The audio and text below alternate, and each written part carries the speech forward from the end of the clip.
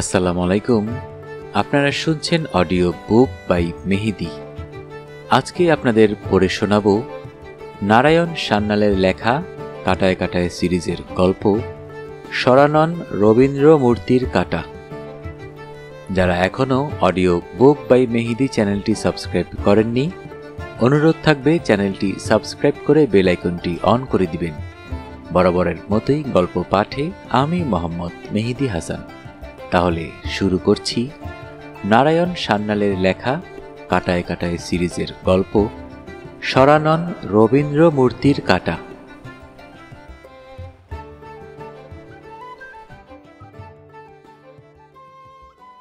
আপনারা হয়তো আমাকে চেনেন না, তাই প্রথমে নিজের পরিচয়টা দেই। আমার নাম কৌশিক মিত্র। শিবপুর ইঞ্জিনিয়ারিং কলেজ থেকে বিই পাশ করেছিলাম, কিন্তু ইঞ্জিনিয়ারিং পেশাটা আমার পোষালো না। আমরা স্বামী স্ত্রীতে মিলে খুলে বসেছিলাম একটা পেশাদারি গোয়েন্দা সংস্থা সুকৌশলী। আমাদের অফিস আর আস্তানা হচ্ছে নিউ আলিপুর, বাসু মামার বাড়ির একতলার একটা অংশে। আমরা একসঙ্গেই থাকি, এক হেসেলে রান্না হয়। বাসু মামার পুরো নাম PK Basu, bar at law, Kolkata হাইকোর্টের নামকরা ক্রিমিনাল সাইড ব্যারিস্টার। তবে আদালতের চৌহদ্দির মধ্যেই তিনি তার কর্তব্য শেষ করেন না। নির্দোষ আসামিকে খালাস করানোতেই তার কাজ শেষ হয় না। আসল অপরাধীকে চিহ্নিত না করা পর্যন্ত যেন তার শান্তি নেই। আমরা স্বামী স্ত্রীতে তাকে গোয়েন্দা কাজে সাহায্য করি। মামুর বয়স প্রায় 80 ছুঁই ছুঁই, ফলে গোয়েন্দা হিসেবে ছোটাছুটির কাজগুলো আমাদেরই করতে হয়। সেদিন ছিল রবিবার। দুপুরে আহারের নিমন্ত্রণ ছিল নিখিল দাস আর তার স্ত্রী কাকলির। ওরা দুজনেই বাসু মামুর প্রিয় পাত্র। নিখিল আমারই বয়সী, তবে ক্যালকাটা পুলিশে অনেকটা উপরে উঠে গেছে ওর কর্মদক্ষতার গুণে।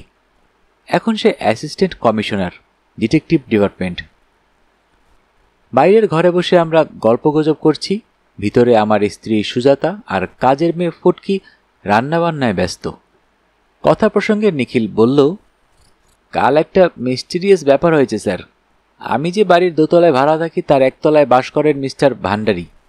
উত্তরপ্রদেশের মানুষ, ব্যবসায়ী।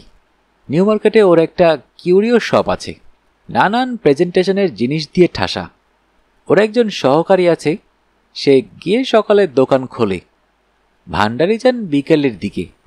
কাল সন্ধ্যায় ওর একটা বিচিত্র অভিজ্ঞতা হয়েছে। রাত তখন 8:45। দোকান বন্ধ করছেন। অনেক দোকানে বন্ধ হয়ে গেছে। হঠাৎ একটি খদ্দের এলেন, একাই, বয়স 40-42। এসেই জানতে চাইলেন, রবীন্দ্রনাথের কোনো প্লাস্টার অফ প্যারিসের মূর্তি আছে? শুধু বাস্ট, এই 7-8 ইঞ্চি খাড়াই। ভান্ডারী বসেছিলেন দোকানের ভিতরে, ক্যাশ কাউন্টারে। ওর সহকারী বললে, আছে, দাঁড়ান দেখাই। গ্লাস কেস থেকে ওই রকম একটা মূর্তি বার করে টেবিলে রাখল। ভদ্রলোক জানতে চাইলেন, কত দাম এটার? 45 টাকা। উনি পকেট থেকে মানিব্যাগ বার করতে করতে বললেন, এই মূর্তির জোড়া আছে? জোড়া? না, জোড়া নেই। এই মাপের 3টে এসেছিল, 2টো বিক্রি হয়ে গেছে, এই একটাই পড়ে আছে। এর চেয়ে ছোট মাপের আছে, দেখাবো? না, ছোট বড় হলে চলবে না, জোড়া চাই। ওরা দু বোনই পিঠে পিঠি, দুজনেই রবীন্দ্রসঙ্গীত শিখছে। ছোট বড় নিয়ে গেলে বাড়িতে অশান্তি হবে। ভান্ডারী এই সময় পিছন থেকে বলে ওঠেন, কেন স্যার, ওরা তো 2 যমজ বোন নয়। যে বড় সে বড়টা নেবে, যে ছোট। ভদ্রলোক সে কথায় কর্ণপাত না করে সেলসম্যানকে জিজ্ঞেস করেন, সেম সাইজের আর 2টো কবে বিক্রি হয়েছে? ভান্ডারী বললেন, মাস 6 আগে। 2টোই ডাক্তার দাশগুপ্ত কিনে নিয়ে গেছেন। তার অবশ্য যমজ মেয়ে নেই। তাহলে তিনি জোড়া কিনলেন কেন? তা বলতে পারবো না, বড় লোকের জ্ঞাল আর কি। শুনেছি একটা ওর চেম্বারে রাখা আছে একটা বাড়িতে। ডক্টর দাশগুপ্ত মানে আমাদের গড়িয়াহাটার অমল দাশগুপ্ত, আই স্পেশালিস্ট? আগে না, যোধপুর পার্কের PN দাশগুপ্ত, কার্ডিওলজিস্ট। কিন্তু তিনি আপনাকে সেকেন্ড হ্যান্ডে মূর্তি দুটোর কোনো একটা বেচবেন বলে মনে হয় না। আপনার যদি দরকার থাকে অর্ডার দিয়ে যান, দিন 7 ভিতর ঘূর্ণি থেকে আনিয়ে দেব। ঘূর্ণি? ঘূর্ণি কোথায়? নদিয়া কৃষ্ণনগরে। অরিজিনাল মূর্তিটা বিখ্যাত মৃৎশিল্পী কার্তিক পালের গড়া, ওই যার তৈরি রবীন্দ্রনাথের বিরাট মূর্তি আছে রবীন্দ্র সদনে। দিন 7 পরে হলে চলবে আপনার? না থাক। 45 টাকা দাম মিটিয়ে ভদ্রলোকের মূর্তিটি বগলে করে চলে গেলেন। 45 টাকা দাম মিটিয়ে ভদ্রলোক মূর্তিটি বগলে করে চলে গেলেন। মামু গল্পটা আদ্যপান্ত শুনে বললেন, এর মধ্যে মিস্টেরিয়াস কি দেখলে? না স্যার, রহস্যটা এর পরবর্তী পর্যায়ে। সারাদিনের হিসেবপত্র মিটিয়ে রাত 10টা নাগাদ যখন ভান্ডারী বাড়ি ফিরে আসছেন, তখন ওর গাড়িটা পার্ক করা ছিল লিন্ডসি স্ট্রিটের একটা পরিচিত লোকের গ্যারেজে। রোজই তাই থাকে। গাড়িটা বার করতে গিয়ে রাস্তার উপর সাদা মতো কি যেন পড়ে আছে দেখলেন। ভান্ডারী কৌতূহলী হয়ে তুলে দেখলেন রবীন্দ্রনাথের সেই প্লাস্টারের মূর্তিটা। আমি বলি, হয়তো ভদ্রলোকের হাত ফসকে পড়ে গেছে। নিখিল বলে, না, পথ চলতি মানুষের হাত থেকে, মানে মিটার খানেকের উচ্চতা থেকে ওইরকম একটা মূর্তি ফুটপাতে পড়ে গেলে তা 2-3-4 টুকরো হতে পারে। এক্ষেত্রে তা হয়নি, 50-60 টুকরো হয়েছে। কে যেন মূর্তিটাকে গুঁড়ো করেছে। পাড়া তখন শুনশান হয়ে এসেছে, অন্তত ওই গলিটায়। মামু বললেন, ইয়েস, গল্পটা এতক্ষণে রহস্য ঘন হয়ে উঠেছে বটে। আমি বললাম, কিন্তু রহস্যটার দাম মাত্র 45 টাকা মামু। মামু বললেন, তাতে কি, ছাইয়ের দাম তো আরো কম। ছাই? কোন ছাই? কথায় বলে না, যেখানে দেখিবে ছাই উড়াইয়া দেখো তাই, পাইলে পাইতে পারো। আমি টপ করে পাদপূরণ করি, হ্যাঁ হ্যাঁ জানি জানি, হারানো রতন অথবা অ্যাটম বোম বানানোর গোপন ফর্মুলা। নিখিল হাসতে থাকে। মামু পকেট থেকে পাইপ বার করেন। ঠিক তখনই মামি এসে পড়েন ভিতর থেকে। বলেন, এখন আর পাইপ ধরিও না, ওরা ডাইনিং টেবিলে খাবার সাজাচ্ছে। ঘটনাটা মিস্টেরিয়াস, অস্বীকার করব না, কিন্তু মামু যতই বিরুদ্ধ যুক্তি দেখান না কেন, এটা সামান্য ব্যাপার। 45 টাকার একটি মামুলি প্লাস্টারের মূর্তি। কিন্তু ব্যাপারটা আবার সিরিয়াস হয়ে উঠল পরদিন সোমবার বিকালে। নিখিল টেলিফোন করে মামুকে জানালো, স্যার, কাল সকালে যে মিস্টেরিয়াস ঘটনার কথা বলেছিলাম, 24 ঘন্টা যেতে না যেতেই তা মিস্টেরিয়াসার থেকে মিস্টেরিয়াসার হয়ে উঠেছে। মামু বললেন, কি ব্যাপার, হঠাৎ তুমি লুইস ক্যারলের কিউরিওসার থেকে কিউরিওসারের মতো ব্যাকরণ বহির্ভূত শব্দ প্রয়োগ করছো কেন? কি ঘটেছে? নিখিল টেলিফোনেই ব্যাপারটা বিস্তারিতভাবে জানালো। গতকাল গভীর রাতে যোধপুর পার্কে ডক্টর দাশগুপ্তের বাড়িতে একজন চোর ঢুকেছিল। উনি দোতলায় থাকেন। ওর একতলার বৈঠকখানা ঘরে খুটখাট শব্দ হওয়ায় ওর ঘুম ভেঙে যায়। রাত তখন 2টো। উনি উঠে সুইচ জ্বালেন, বাতি জ্বলে না। তখন নাকি লোডশেডিং চলছিল। খুঁজে পেতে একটা টর্চ নিয়ে বৈঠকখানায় নেমে আসেন। দেখেন কে বা কারা জানলার কাচ ভেঙে ছিটকিনি খুলে ইতিপূর্বেই ওর ঘরে ঢুকেছিল। ঘরে জিনিসপত্র তছনছ হয়ে আছে। আলো জ্বলার পর উনি ভালো করে খুঁজে দেখেন, না, কিছুই চুরি যায়নি। TV, remote control, table clock, পিতলের বড় ফুলদানি সবই ঠিক ঠিক জায়গায় আছে। ওর সেক্রেটারিয়েট টেবিলের খোলা ড্রয়ারে টাইটান হাতঘড়ি এবং টাকা পয়সাও কিছু খোয়া যায়নি। শুধুমাত্র টেবিলের ওপর থেকে একটি রবীন্দ্রনাথের মূর্তি অপসারিত হয়েছে। ডক্টর দাশগুপ্ত এ ঘটনার মাথামুন্ডু কিছুই বুঝতে পারেন না। রহস্যটা আরও ঘনীভূত হয়ে গেল যখন উনি বেলা 8টার সময় ওর চেম্বারে যাবার জন্যে গাড়ি বার করতে গেলেন। আশ্চর্য, গ্যারেজের সামনে পড়ে আছে ওর সেই মূর্তিটা, টুকরো টুকরো অবস্থায়। একই কাণ্ড। ডক্টর দাশগুপ্ত রবীন্দ্র ভক্ত। রবীন্দ্র রচনাবলী ওর আলমারিতে সাজানো। অবসর পেলেই তা পড়েন। রবীন্দ্রসঙ্গীতও উনি খুব ভালোবাসেন। কণিকা, সুচিত্রা, জর্জদার অনেক ক্যাসেট আছে ওর সংকলনে। রোজই কাজের ফাঁকে উনি কানে ইয়ারফোন লাগিয়ে রবীন্দ্রসঙ্গীত শোনেন। নিউ মার্কেটের একটি দোকান থেকে একজোড়া সাদা প্লাস্টার অফ প্যারিসের মূর্তি কিনে এনেছিলেন। একটা আছে ওর চেম্বারে রাসবিহারী অ্যাভিনিউতে, একটা ছিল বাড়ির বৈঠকখানায়। কে এভাবে একটা চুরি করলো, আর করলই যদি তাহলে সেটাকে এভাবে ভেঙে টুকরো টুকরো করলো কেন? ভারাক্রান্ত মন নিয়ে উনি চলে গেলেন হাসপাতালে। সেখানে সকাল 9টা থেকে 11টা পর্যন্ত উনি কার্ডিওলজি বিভাগে আউটডোর রোগী দেখেন। সে কাজ সেরে 12টা নাগাদ চলে আসেন রাসবিহারীর চেম্বারে। এখানে তিনি বেলা 2টো পর্যন্ত রোগী দেখেন, কখনো কখনো 3টেও বেজে যায়। সেদিন চেম্বারে গিয়ে শোনেন গতকাল শেষ রাত্রে ওর চেম্বারে নাকি চোর ঢুকেছিল। দারোয়ান তাকে ধরতে পারেনি, তবে তাড়া করায় লোকটা বিশেষ কিছু নিতেও পারেনি। মোটর সাইকেলে চেপে পালিয়ে যায়। ওর কিছু দামি যন্ত্রপাতি ছিল সে ঘরে। দারোয়ান বলল, नहीं साहब, मैंने सोच समझ के देखा, वो बदमाश कुछ चुराने नहीं सका। ডাক্তারবাবু বলেন, लेकिन मेज पर रविंद्रनाथ जी की जो स्टैचू था।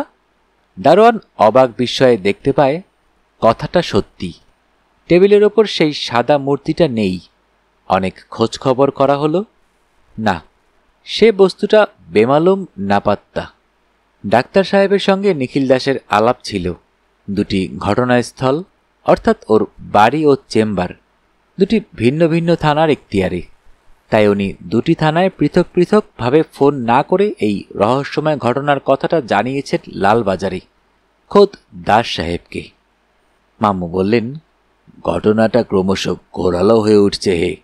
একটা লোক এভাবে ক্রমাগত রবীন্দ্রনাথের মূর্তি ভাঙার ব্যাপারে মরিয়া হয়ে উঠছে কেন? রবীন্দ্রনাথ ছিলেন অজাতশত্রু।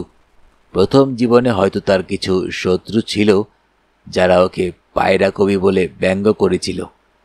পরবর্তীকালেও কোনো কোনো রাজনীতি ব্যবসায়ী ওকে বুর্জোয়া কবি বলে অসম্মান করেছে, কিন্তু তাদের কোনো চেলা চামুন্ডা এ কাজ করবে না। তোমরা এ বিষয়ে কি ব্যবস্থা নিচ্ছ? নিখিল বলে, দেখুন স্যার, সারা দেশে রবীন্দ্রনাথের অসংখ্য মূর্তি আছে। আমরা কি করে পাগলাটাকে ঠেকাবো বলুন? তবে লোকটা এবার হয়তো রবীন্দ্র সদনের ওই বিরাট মূর্তিটাকে আক্রমণ করতে পারে, তাই আমরা সেখানে পাহারা বসিয়েছি। মামু বলেন, বেশ করেছ, কিন্তু লোকটা তো শুধু একটা বিশেষ মাপের মিনিয়েচার মূর্তিই ভাঙছে। মিস্টার ভান্ডারির সেলসম্যান যখন অন্য সাইজের মূর্তি দেখাবার প্রস্তাব করল, তখন সে তো রাজি হয়নি। তা ঠিক। আপনি কি পরামর্শ দেন? আমি কি পরামর্শ দেব? এটা আইনের এখতিয়ারে এসেছে বটে, কিন্তু আদালতের এখতিয়ারে তো এখনো আসেনি। তুমি বরং সুকৌশলীর সঙ্গে পরামর্শ করো। এরপর নিখিল আমাকে ফোন করে। আদ্যপান্ত শুনে আমি বলি, তোমরা কি সুকৌশলীকে অফিসিয়ালি এঙ্গেজ করছো? তাই করছি কৌশিক। তোমাদের বিল এবং এক্সপেন্সেস আমরা মেটাবো।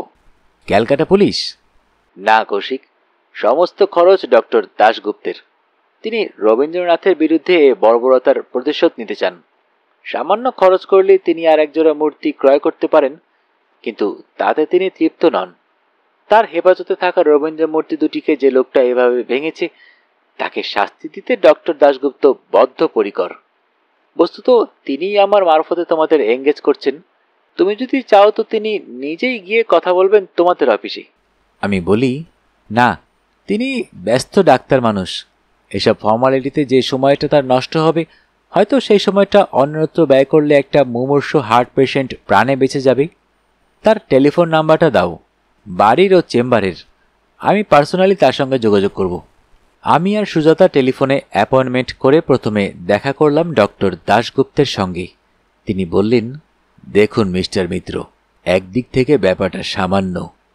রবীন্দ্রনাথের বিশ্বব্যাপী আকাশচুম্বী মহিমা এতে কিছুই ক্ষুণ্ণ হচ্ছে না, কিন্তু এটা ব্যক্তিগতভাবে আমার আত্মমর্যাদায় ঘা দিচ্ছে। আমি মূর্তি পূজায় বিশ্বাসী নই, কিন্তু আমার হেফাজতে থাকা গুরুদেবের মূর্তি দুটি এভাবে নষ্ট হওয়াতে আমি নিজেকে অপমানিত বোধ করছি। আমি বলি, দেখুন ডক্টর দাশগুপ্ত, আমরা কোনো কিছু কুলকিনারা করতে পারিনি। বদমাইশটাকে যে ধরতে পারবো এমন কোনো গ্যারান্টিও আমরা দিতে পারছি না, তবে আমাদের চেষ্টার ত্রুটি থাকবে না। এখন বলুন, আমরা কতদূর খরচ করতে পারি? আপাতত আপনাদের খরচপাতি হিসেবে 5,000 টাকা। সম্মান দক্ষিণাটা আপনারাই ধার্য করবেন আপনাদের সাফল্যের বিচারে। ডাক্তার দাশগুপ্ত একটি খামে 5,000 টাকা আমাদের হস্তান্তর করলেন। গাড়িতে করে ওর চেম্বার ও বৈঠকখানা দেখালেন, যেখানে জিনিস দুটি চুরি হয়েছে। বিশেষ কিছুই বোঝা গেল না। চূর্ণ হওয়া মূর্তিটি দেখলাম, তাতেও কোনো সূত্র নেই। এরপর বিকেলের দিকে নিউ মার্কেটে ভান্ডারী সাহেবের দোকানে হানা দিলাম। তিনিও নতুন কোনো সূত্রের সন্ধান দিতে পারলেন না। তার সঙ্গে ওই অচেনা খদ্দেরের যেসব কথাবার্তা হয়েছিল তাও দ্বিতীয়বার শুনলাম। তাকে জিজ্ঞাসা করলাম সেই লোকটির আকৃতি সম্বন্ধে। উনি যা বললেন তা সংক্ষেপে এই রকম। ভদ্রলোকের বয়স 40-এর কাছাকাছি। পরনে ছিল জিন্সের প্যান্ট ও বাদামি হাফ শার্ট। চোখে একটা কালো চশমা, গোঁফদাড়ি দুইই আছে। হাতে একটা কালো ব্যাগ। আমি জানতে চাই, রাত 9টার সময় তিনি চোখে কালো গগলস পরে ঘুরছিলেন কেন? কি মনে হলো আপনার? লোকটা কি আত্মগোপন করতে চাইছিল? ছদ্মবেশে এসেছিল? ভদ্রলোক একটু ভেবে নিয়ে বললেন, তখন তা আমার মনে হয়নি। এখন আপনি বলাতে মনে হচ্ছে ওর গোঁফদাড়িও নকল। হ্যাঁ, এখন মনে হচ্ছে যে নকল গোঁফদাড়ি লাগিয়ে এসেছিল, যাতে তার আসল চেহারাটা আমি দেখতে না পাই। লোকটা বেটে না লম্বা, ফর্সা না কালো? মাঝারি হাইট, 5-6-7 হবে, রং কালো। রাতে ফিরে এসে সব তথ্য বাসু মামুকে জানালাম। পারলে হয়তো তিনিই আন্দাজ করতে পারবেন কেন লোকটা এমন অদ্ভুত আচরণ করছে। মামু বললেন, এক জাতের লোক আছে, তাদের বলে মনোম্যানিয়াক। ফরাসি ভাষায় রোগটার নাম আইডি ফিক্সি। তাদের কোনো একটি বিষয়ে আইডি ফিক্সি থাকে।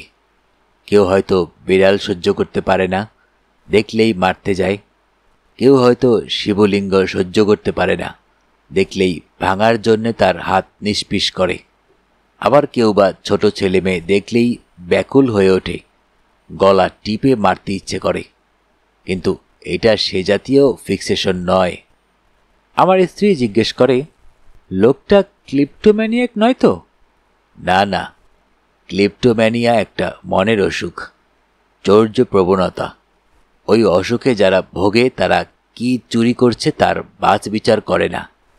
চোরাই মালটা দামি সোনার গহনা, ঘড়ি, আংটি, বই বা সামান্য প্লাস্টিকের চিরুনি, যা খুশি হতে পারে। জিনিসটার প্রতি রোগীর বস্তুত কোনো সত্যিকারের লোভ নেই। চুরি করাতেই তার অবচেতন মন খুশি। ফাঁকা ঘর, কেউ তাকে লক্ষ্য করছে না, ব্যাস ও কিছু একটা হাতিয়ে নেয়। সাময়িক লোভে জিনিসটা নিয়ে পালায়। পরে যখন বোঝে যে সে চুরি করেছে, তখন আফসোস করে। আমি বললাম, এই লোকটা হয়তো পরে অনুতপ্ত হয়েছে বলে মূর্তিটা দুবার টুকরো টুকরো করেছে। না কৌশিক, ক্রিপ্টোম্যানিয়ার রোগী কখনো একই জাতের জিনিস খুঁজে খুঁজে চুরি করতে যায় না। সে ছদ্মবেশ পরে আসে না। আর দেখো, প্রথমবার তো সে চুরি করেনি, নগদ 45 টাকা খরচ করে মূর্তিটা কিনে চুরমার করেছে। তাহলে এটা কি কেস? মামু বললেন, আমি জানি না কৌশিক, আমাদের হাতে যথেষ্ট তথ্য নেই এখনো। লেটস ওয়েট অ্যান্ড সি, লোকটা আরও কিছু অপকর্ম করে কিনা। আপনার কি ধারণা এটা সাইকোলজিক্যাল কেস? মানে লোকটা কি শিয়ানা পাগল? আগেই তো বলেছি, আমি জানি না। আমাদের এখন অপেক্ষায় থাকতে হবে। দাবার ছকে গুটিগুলো আর 2-4 চাল এগিয়ে যাক। বেশি দিন অপেক্ষা করতে হলো না। পরদিনই সকালে আমরা সবাই প্রাতরাশ খেতে বসেছি ডাইনিং টেবিলে। মামু, মামিমা আর আমি সস্ত্রীক। সকন্যা বিশে আমাদের কাজের লোক রান্নাঘর থেকে গরমাগরম পরোটা সরবরাহ করছে। এমন সময় বেজে উঠল টেলিফোনটা। বিশে মোবাইল ফোনটা বাড়িয়ে ধরে মামুকে বলল, আপনার। মামু ফোনটার শ্রবণ প্রান্তে কিছু শুনে নিয়ে বললেন, ঠিক আছে নিখিল, তুমি কখন বের হচ্ছ? না, আমাদের পিক আপ করতে হবে না, ঠিকানাটা বলো, আমরা নিজেরাই চলে যাচ্ছি। সুজাতা একটা নোট বই আর ডট পেন বাগিয়ে ধরে। মামু গ্রহণ করেন না, বলেন, হ্যাঁ, 5 নম্বর ট্যাঙ্কের অবস্থানটা আমি জানি। ওখানেই যেন তোমার লোক অপেক্ষা করে। আমাদের নম্বর তো জানোই। Okay, in half an hour.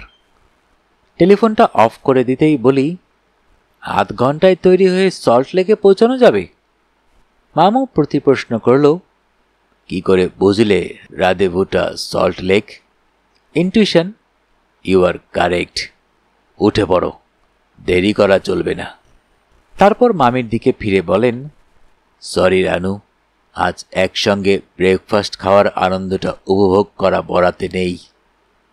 মামি বলেন, ব্রেকফাস্টে তো ব্রেক পড়ল, লাঞ্চ কি দুজনে বাড়িতে ফিরে এসে খাবে? এখনই কি করে বলি? এইমাত্র শুনলাম সল্ট লেকে 5 নম্বর ট্যাঙ্কের কাছে একটা লোক খুন হয়েছে। সে লোকটা পুরুষ কি স্ত্রী, বুড়ো কি বাচ্চা তাও জানি না। এক্ষেত্রে ঠিক আছে, ঠিক আছে, সময় মতো বাড়ির কথা মনে পড়লে বাড়িতে একটা ফোন করে দিও। লাঞ্চ না হোক, ডিনারটা একসঙ্গে বসে খাবে কিনা। 5 নম্বর ট্যাঙ্কের কাছাকাছি দাঁড়িয়ে ছিল একটা পুলিশ জিপ। আমাদের ফিয়াট গাড়িটা তার পিছনে পার্ক করলাম। গাড়ি থেকে নেমে এলো একজন ইন্সপেক্টর। মামুকে নমস্কার করে বললে, আপনি আমাকে চেনেন না স্যার, আমার নাম কাশেম চৌধুরী। নর্থ বেঙ্গল থেকে কিছুদিন আগে ক্যালকাটা পুলিশের হোমিসাইডে বদলি হয়ে এসেছি। আসুন আপনারা আমার গাড়ির পিছন পিছন, কাছেই ঘটনাস্থল। 2-3টে বাঘ ঘুরে অকুস্থলে উপনীত হওয়া গেল। একতলা একটা বাড়ি, আন্ডার কনস্ট্রাকশন। দোতলার ছাদ থেকে আরসি কলমে ছড়গুলো ভয়ে জড়াজড়ি হয়ে ঠায় দাঁড়িয়ে আছে। একপাশে একটা কংক্রিট মিক্সার, ইট বালি পাথরকুচির স্তূপ। বাড়ির সামনে একটা জটলা, একখানা অ্যাম্বুলেন্সও দাঁড়িয়ে আছে। কনস্টেবল কৌতূহলী প্রতিবেশীদের দূরে সরিয়ে দেবার চেষ্টা করছে। আমাদের দুখানে গাড়ি এসে দাঁড়াতেই ভিতর থেকে এগিয়ে এলো নিখিল। আমাদের দুজনকে নিয়ে গিয়ে বৈঠকখানায় বসালো। গৃহস্বামী অরূপ বসু আপ্যায়ন করতে এগিয়ে এলেন। বাসু বললেন, এবার বলো নিখিল। নিখিল রাজি হল না, বলে, অরূপবাবুর মুখ থেকে সরাসরি শুনুন বরং। গৃহস্বামী বললেন, তার আগে বলুন স্যার, চা খাবেন না কফি? মামু বিরক্ত হয়ে বললেন, ওসব ফর্মালিটির এখন সময় নয়। এছাড়া আমরা ব্রেকফাস্ট করে এসেছি। আপনি নিশ্চয়ই পুলিশকে এতক্ষণে একটা জবানবন্দি দিয়েছেন, সেটা পরে দেখব। আপাতত আপনি বলুন, কে খুন হয়েছে, কোথায় খুন হয়েছে, আপনি প্রথম কখন জানতে পারলেন? অরূপ বসলেন একটা সোফায়, বললেন, কে খুন হয়েছে জানি না। বেগানা লোকটা মরে পড়েছিল আমার বাড়ির দোরগোড়ায়, আর আমি প্রথম তাকে দেখি রাত 3:30।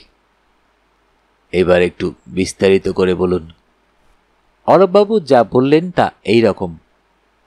এই বাড়িটার একতলা মোটামুটি বাসোপযোগী হয়েছে। উনি সপরিবার, মানে স্বামী স্ত্রী ও একটি বাচ্চা, এই একতলাতেই থাকেন। দোতলায় কাজ হচ্ছে, উনি মালিক। একটি সওদাগরি অফিসে কাজ করেন।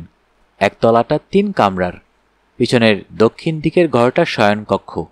প্রতিদিনের মতো কাল রাত্রেও ওরা সে ঘরেই শুয়েছিলেন।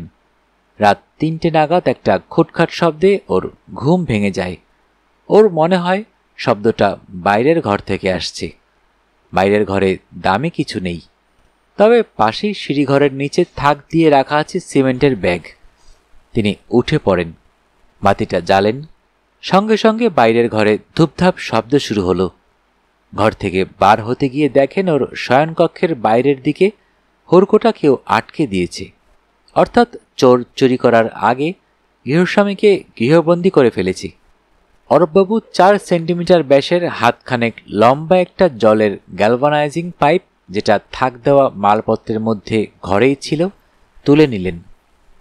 অ্যাটাচড বাথরুমের মেথর খাটা দরজাটা দিয়ে বাড়ির বাইরে বার হয়ে আসেন। ঠিক তখনই একটা ফায়ারিংয়ের শব্দ হয়, পিস্তল অথবা রিভলভারের। উনি থমকে যান, কারণ উনি নিরস্ত্র। গ্যালভানাইজড পাইপ দিয়ে আগ্নেয়াস্ত্রধারীর মোকাবিলা করা যায় না। তারপরেই শুনতে পান কিছু পদশব্দ এবং একটু পরেই একটা মোটর সাইকেলের স্টার্ট নেবার আওয়াজ।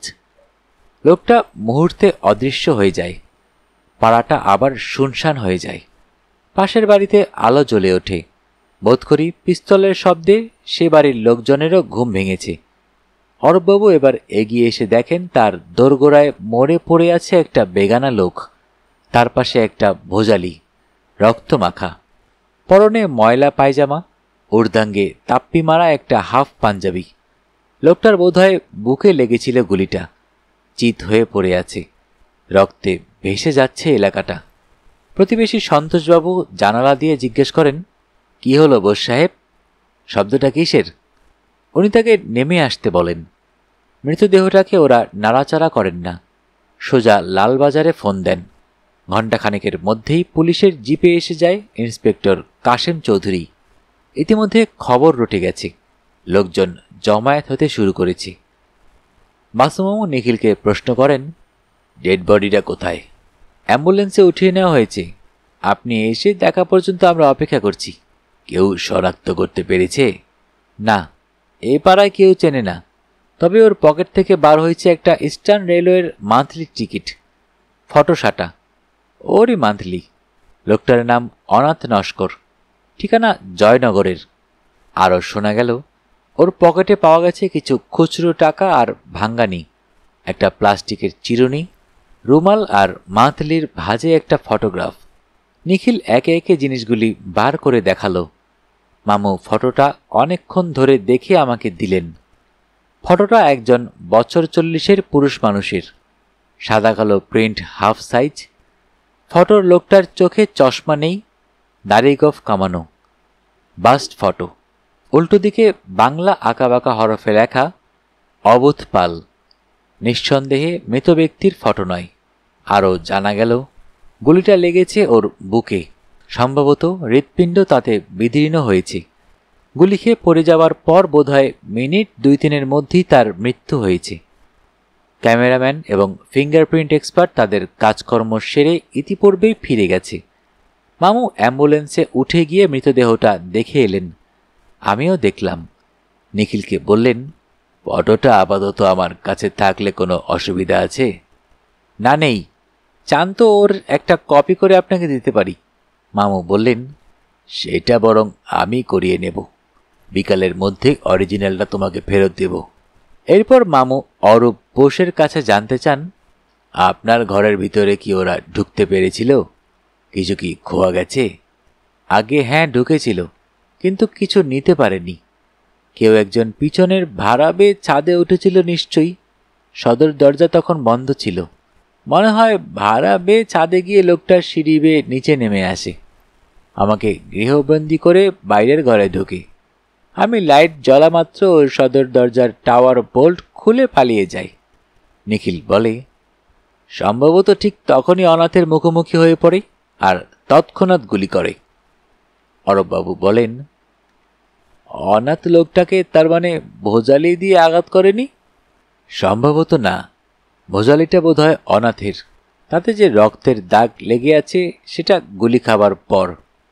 মামু আবার জানতে চান, কোনো কিছু কি খোয়া গেছে বাইরের ঘর থেকে? আগে না, আমি এবং আমার স্ত্রী ঘরটা খুব ভালো করে খুঁজে দেখেছি, কিছু খোয়া যায়নি। মামু জানতে চান, বাই এনি চান্স কাল দিনের বেলায় বাইরের ঘরে কি রবীন্দ্রনাথের কোনো মূর্তি ছিল? অরূপবাবু চমকে টেবিলের দিকে তাকান, বলেন, আশ্চর্য, মূর্তিটা গেল কোথায়? মামু মূর্তিটার বিষয়ে সবিস্তারে জেনে নিয়ে বললেন, আমরা চলে গেলেই হয়তো সাংবাদিকেরা আসবে, প্রতিবেশীরাও নানান প্রশ্ন করবে। আপনি কাউকে বলবেন না যে আপনার টেবিলের ওপর থেকে রবীন্দ্রনাথের একটি মূর্তি উধাও হয়ে গেছে। অরূপবাবু অবাক হয়ে বলেন, কেন স্যার? বোঝা গেল খবরের কাগজে ইতিপূর্বে মূর্তি চুরি সম্বন্ধে যা প্রকাশিত হয়েছে তা ওর নজরে পড়েনি। মামু বললেন, কেন বারণ করছি তাও জানতে চাইবেন না? আপনার স্ত্রীকেও জানিয়ে দেবেন মূর্তি চুরি যাবার কথাটা গোপন রাখতে। পিছনের দরজার কাছ থেকে প্রশ্ন হলো, এটা কি তাহলে সেই আতপাকল লোকটার কাজ? কিন্তু সে জানলো কেমন করে যে আমাদের ঘরে একটা রবীন্দ্রনাথের কাজ ছিল? বোঝা গেল গৃহকর্ত্রী আর কৌতূহল দমন করতে পারেননি। অরূপবাবু স্ত্রীকে প্রশ্ন করেন, কোন আতা পাগলার কাজ বলছো? তিনি জবাব দেবার আগেই বাসুমামু উঠে দাঁড়িয়ে পড়েন। গৃহকর্ত্রীকে বলেন, কর্তাকে ব্যাপারটা বুঝিয়ে দিও মা, অথবা গত কয়েকদিনের পুরনো খবরের কাগজ এনে ওকে দেখিও। আমরা চাই না কথাটা জানাজানি হয়ে যাক। কিন্তু কেন? সেই আধা পাগলা লোকটা যে কাগজ পড়ে মা, সে তো আর বদ্ধ পাগল নয়। ফলে সে সাবধান হয়ে যাবে, তাকে ধরা আরও কঠিন হয়ে যাবে। গৃহকর্ত্রী তার কর্তার দিকে একটা চোরা চাহনি হানলেন। ওরা কর্তাগিন্নি বোধহয় বুঝে উঠতে পারছেন না যে এভাবে ব্যারিস্টার সাহেব বক্রপন্থায় গৃহস্বামীকে বদ্ধ পাগলের পর্যায়ে ফেললেন কিনা। জনান্তিকে আলাপচারির সুযোগ হওয়া মাত্র নিখিল জানতে চায়, বলুন স্যার, এখন আমাদের কি করণীয়? আমি অবশ্য এখনই জয়নগরে খবর পাঠাচ্ছি। অনাথ নস্কর সম্বন্ধে যাবতীয় তথ্য সংগ্রহের ব্যবস্থা করছি। ওর বাড়ির কোনো লোককে এনে ডেড বডিটা প্রথমে শনাক্ত করতে হবে, তারপর পোস্টমর্টেম। সেসব তো মামুলি কাজ। কিন্তু ওর পকেটে যে ফটো পাওয়া গেছে, সেটাই কি রবীন্দ্রারীর ফটো? আপনার কি মনে হয়? মাম্মু বললেন, নিশ্চিত করে বলা যায় না, তবে হলে আমি আশ্চর্য হব না। আমি প্রশ্ন করি, কিন্তু অনাথ নস্কর সেই আধ পাগলার ফটো পকেটে নিয়ে ঘুরবে কেন? মামু বলেন, লোকটা আধা পাগল হতে যাবে কেন? হয়তো সে নিজের পরিকল্পনা মতো একটা ক্রিমিনাল পথে কিছু করবার চেষ্টা করছে। কেন করছে আমরা জানি না, কিন্তু সে আধা পাগলাও নয়, মনোম্যানিয়াক বা ক্লিপ্টোম্যানিয়াকও নয়। অত্যন্ত ধূর্ত একটা লোক। চিন্তা করে দেখো, সে কি করে সন্ধান পাচ্ছে কোথায় কোন কলকাতাবাসীর ঘরে আছে ওই জাতের রবীন্দ্রনাথের বাস্ট। আমি বলি, মামু, আমার প্রশ্নটা ছিল অন্য জাতের। বেশ, মেনে নিলাম লোকটা আধপাগল নয়, কিন্তু অনাথ নস্কর কেন তার নাম লেখা ফটো পকেটে নিয়ে ঘুরবে? মামু বললেন, ঠিক যে কারণে তুমি আমি এখন থেকে সেই ফটোখানা পকেটে নিয়ে ঘুরব, অর্থাৎ মানুষজনকে জিজ্ঞাসা করব, এই লোকটাকে চেনেন, দেখেছেন কখনো, কোথায় থাকে তা বলতে পারেন। তার মানে অনাথ আর সেই লোকটা একসঙ্গে এখানে আসেনি বলতে চান? নিখিল বললে, তা কেমন করে হবে? অনাথ যদি ওকে ফলো করে এসে থাকে, তবে কিভাবে এলো? গভীর রাতে সেই লোকটা এসেছিল মোটর সাইকেলে, তাকে ফলো করে অনাথ এখানে এসে পৌঁছলো কেমন করে? আর তো কোনো পৃথক যানবাহন ওখানে পাওয়া যায়নি তার মৃত্যুর পর। মামু বললেন, অবভিয়াসলি ও এসেছিল একাই। অবভিয়াসলি ও এসেছিল একই জানে, মোটর সাইকেলের পিছনে সওয়ার হয়ে। তার মানে ও ছিল সেই অজ্ঞাত লোকটার সহকারী, সঙ্গী। তাই যদি হবে, তাহলে তাকে এভাবে লোকটা গুলি করে মারবে কেন? That's $1,000,000 question. মাসুমামুর এই এক দোষ, অর্ধেক কথা পেটের মধ্যে রেখে দেন, খোলাখুলি আলোচনা করতে চান না, যতক্ষণ না উনি নিজে সমাধানটা খুঁজে পান। আমি বরাবর দেখেছি এটা। সমস্ত কৃতিত্বটা একা দাবি করার একটা প্রেরণা ওর মজ্জাগত। সন্ধ্যাবেলা নিখিল এলো। ইতিমধ্যে জয়নগর থানা থেকে সব খবর জোগাড় হয়েছে। অনাথ নস্কর একাই থাকত।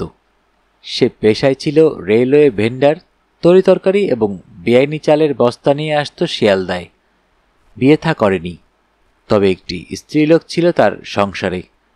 বছরখানেক আগে সে অন্য একজনের সঙ্গে ভেগে পড়েছে। আর ছিল এক অবিবাহিত বোন, সেও মাস 6 আগে মারা যায়। ওদের ভাই বোনের দুজনেরই ছিল কিছু ক্রিমিনাল রেকর্ডস। মামু জানতে চান, স্মাগলিং? না স্যার, একটা চুরির কেসে ভাই বোন দুজনেই মাস 3 করে হাজতবাস করে যায়। চোরাই মাল উদ্ধার করা যায়নি। ওদের বিরুদ্ধে চুরির কেসও প্রমাণিত হয়নি, ফলে দুজনেই ছাড়া পেয়ে যায়।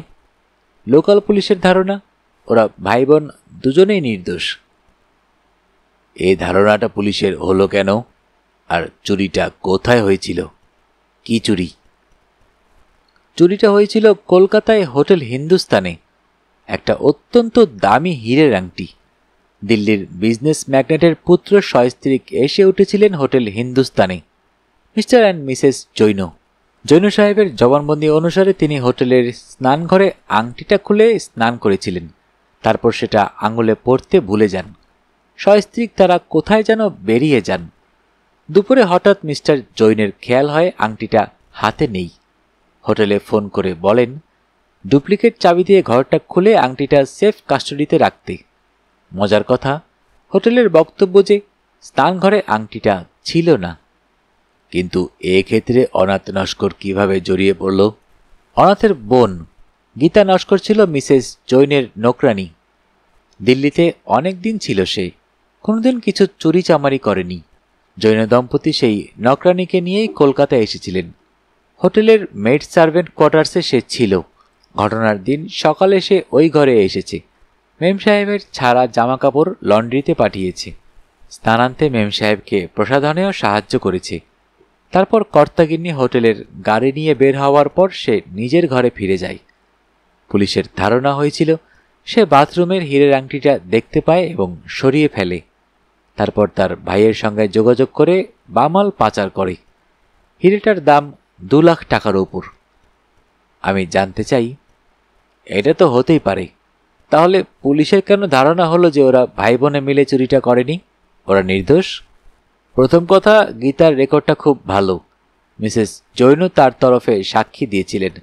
ইতিপূর্বে কখনো সে কিছু সরায়নি। দ্বিতীয় কথা, হঠাৎ সে কিভাবে তার দাদার সঙ্গে যোগাযোগ করতে পারে? তৃতীয় কথা, ওরা জামিনে খালাস পাওয়ার পর দীর্ঘ 2 বছরে ওদের জীবনযাত্রার মানটা বদলালো না কেন? মামুদ জানতে চাইলেন চুরিটা ঠিক কবে হয়েছিল, এক্স্যাক্ট ডেট। নিখিল স্বীকার করল সেটা তার জানা নেই। এই তথ্যটা সে খোঁজ করে জানেনি। বর্তমান কেসের সঙ্গে তার প্রাসঙ্গিকতা আছে বলে ওর মনে হয়নি। মামু মাথা নাড়লেন।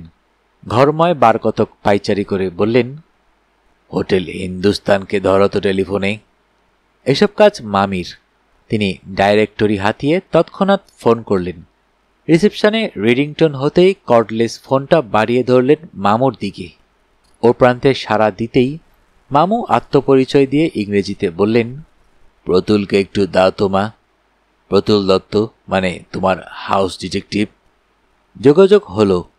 মামু জানতে চাইলেন তার জিজ্ঞাসাটা এবং তথ্যটা সংগ্রহ করে প্রতুল দত্তকে ধন্যবাদ জানালেন। নিখিল জানতে চায়, সমাধানের পথের কোনো ইঙ্গিত পেলেন স্যার? মামু বললেন, কিঞ্চিত, একটা ক্ষীণ আলোর আভাস।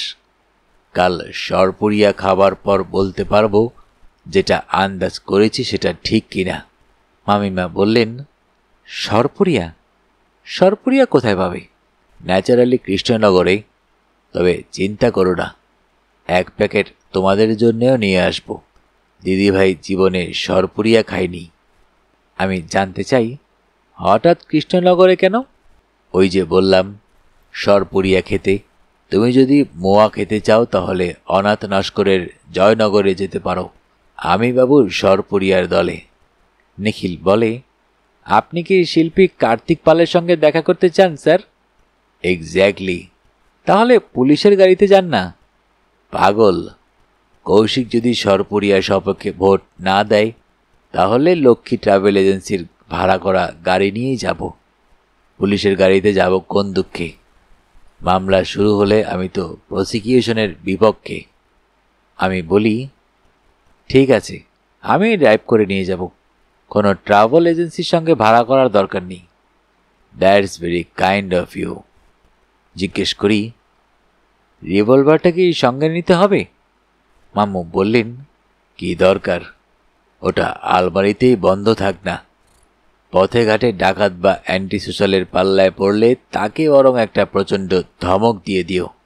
তুই জানিস না রাস্কেল, আমার শোবার ঘরে আলমারিতে একটা লোডেড রিভলভার থাকে। এখনই নিয়ে এসে দেখে দেব। দুম পটাশ। মিঠু আমার 3 বছরের মেয়ে। খিলখিলিয়ে হেসে ওঠে। দুম পটাশ।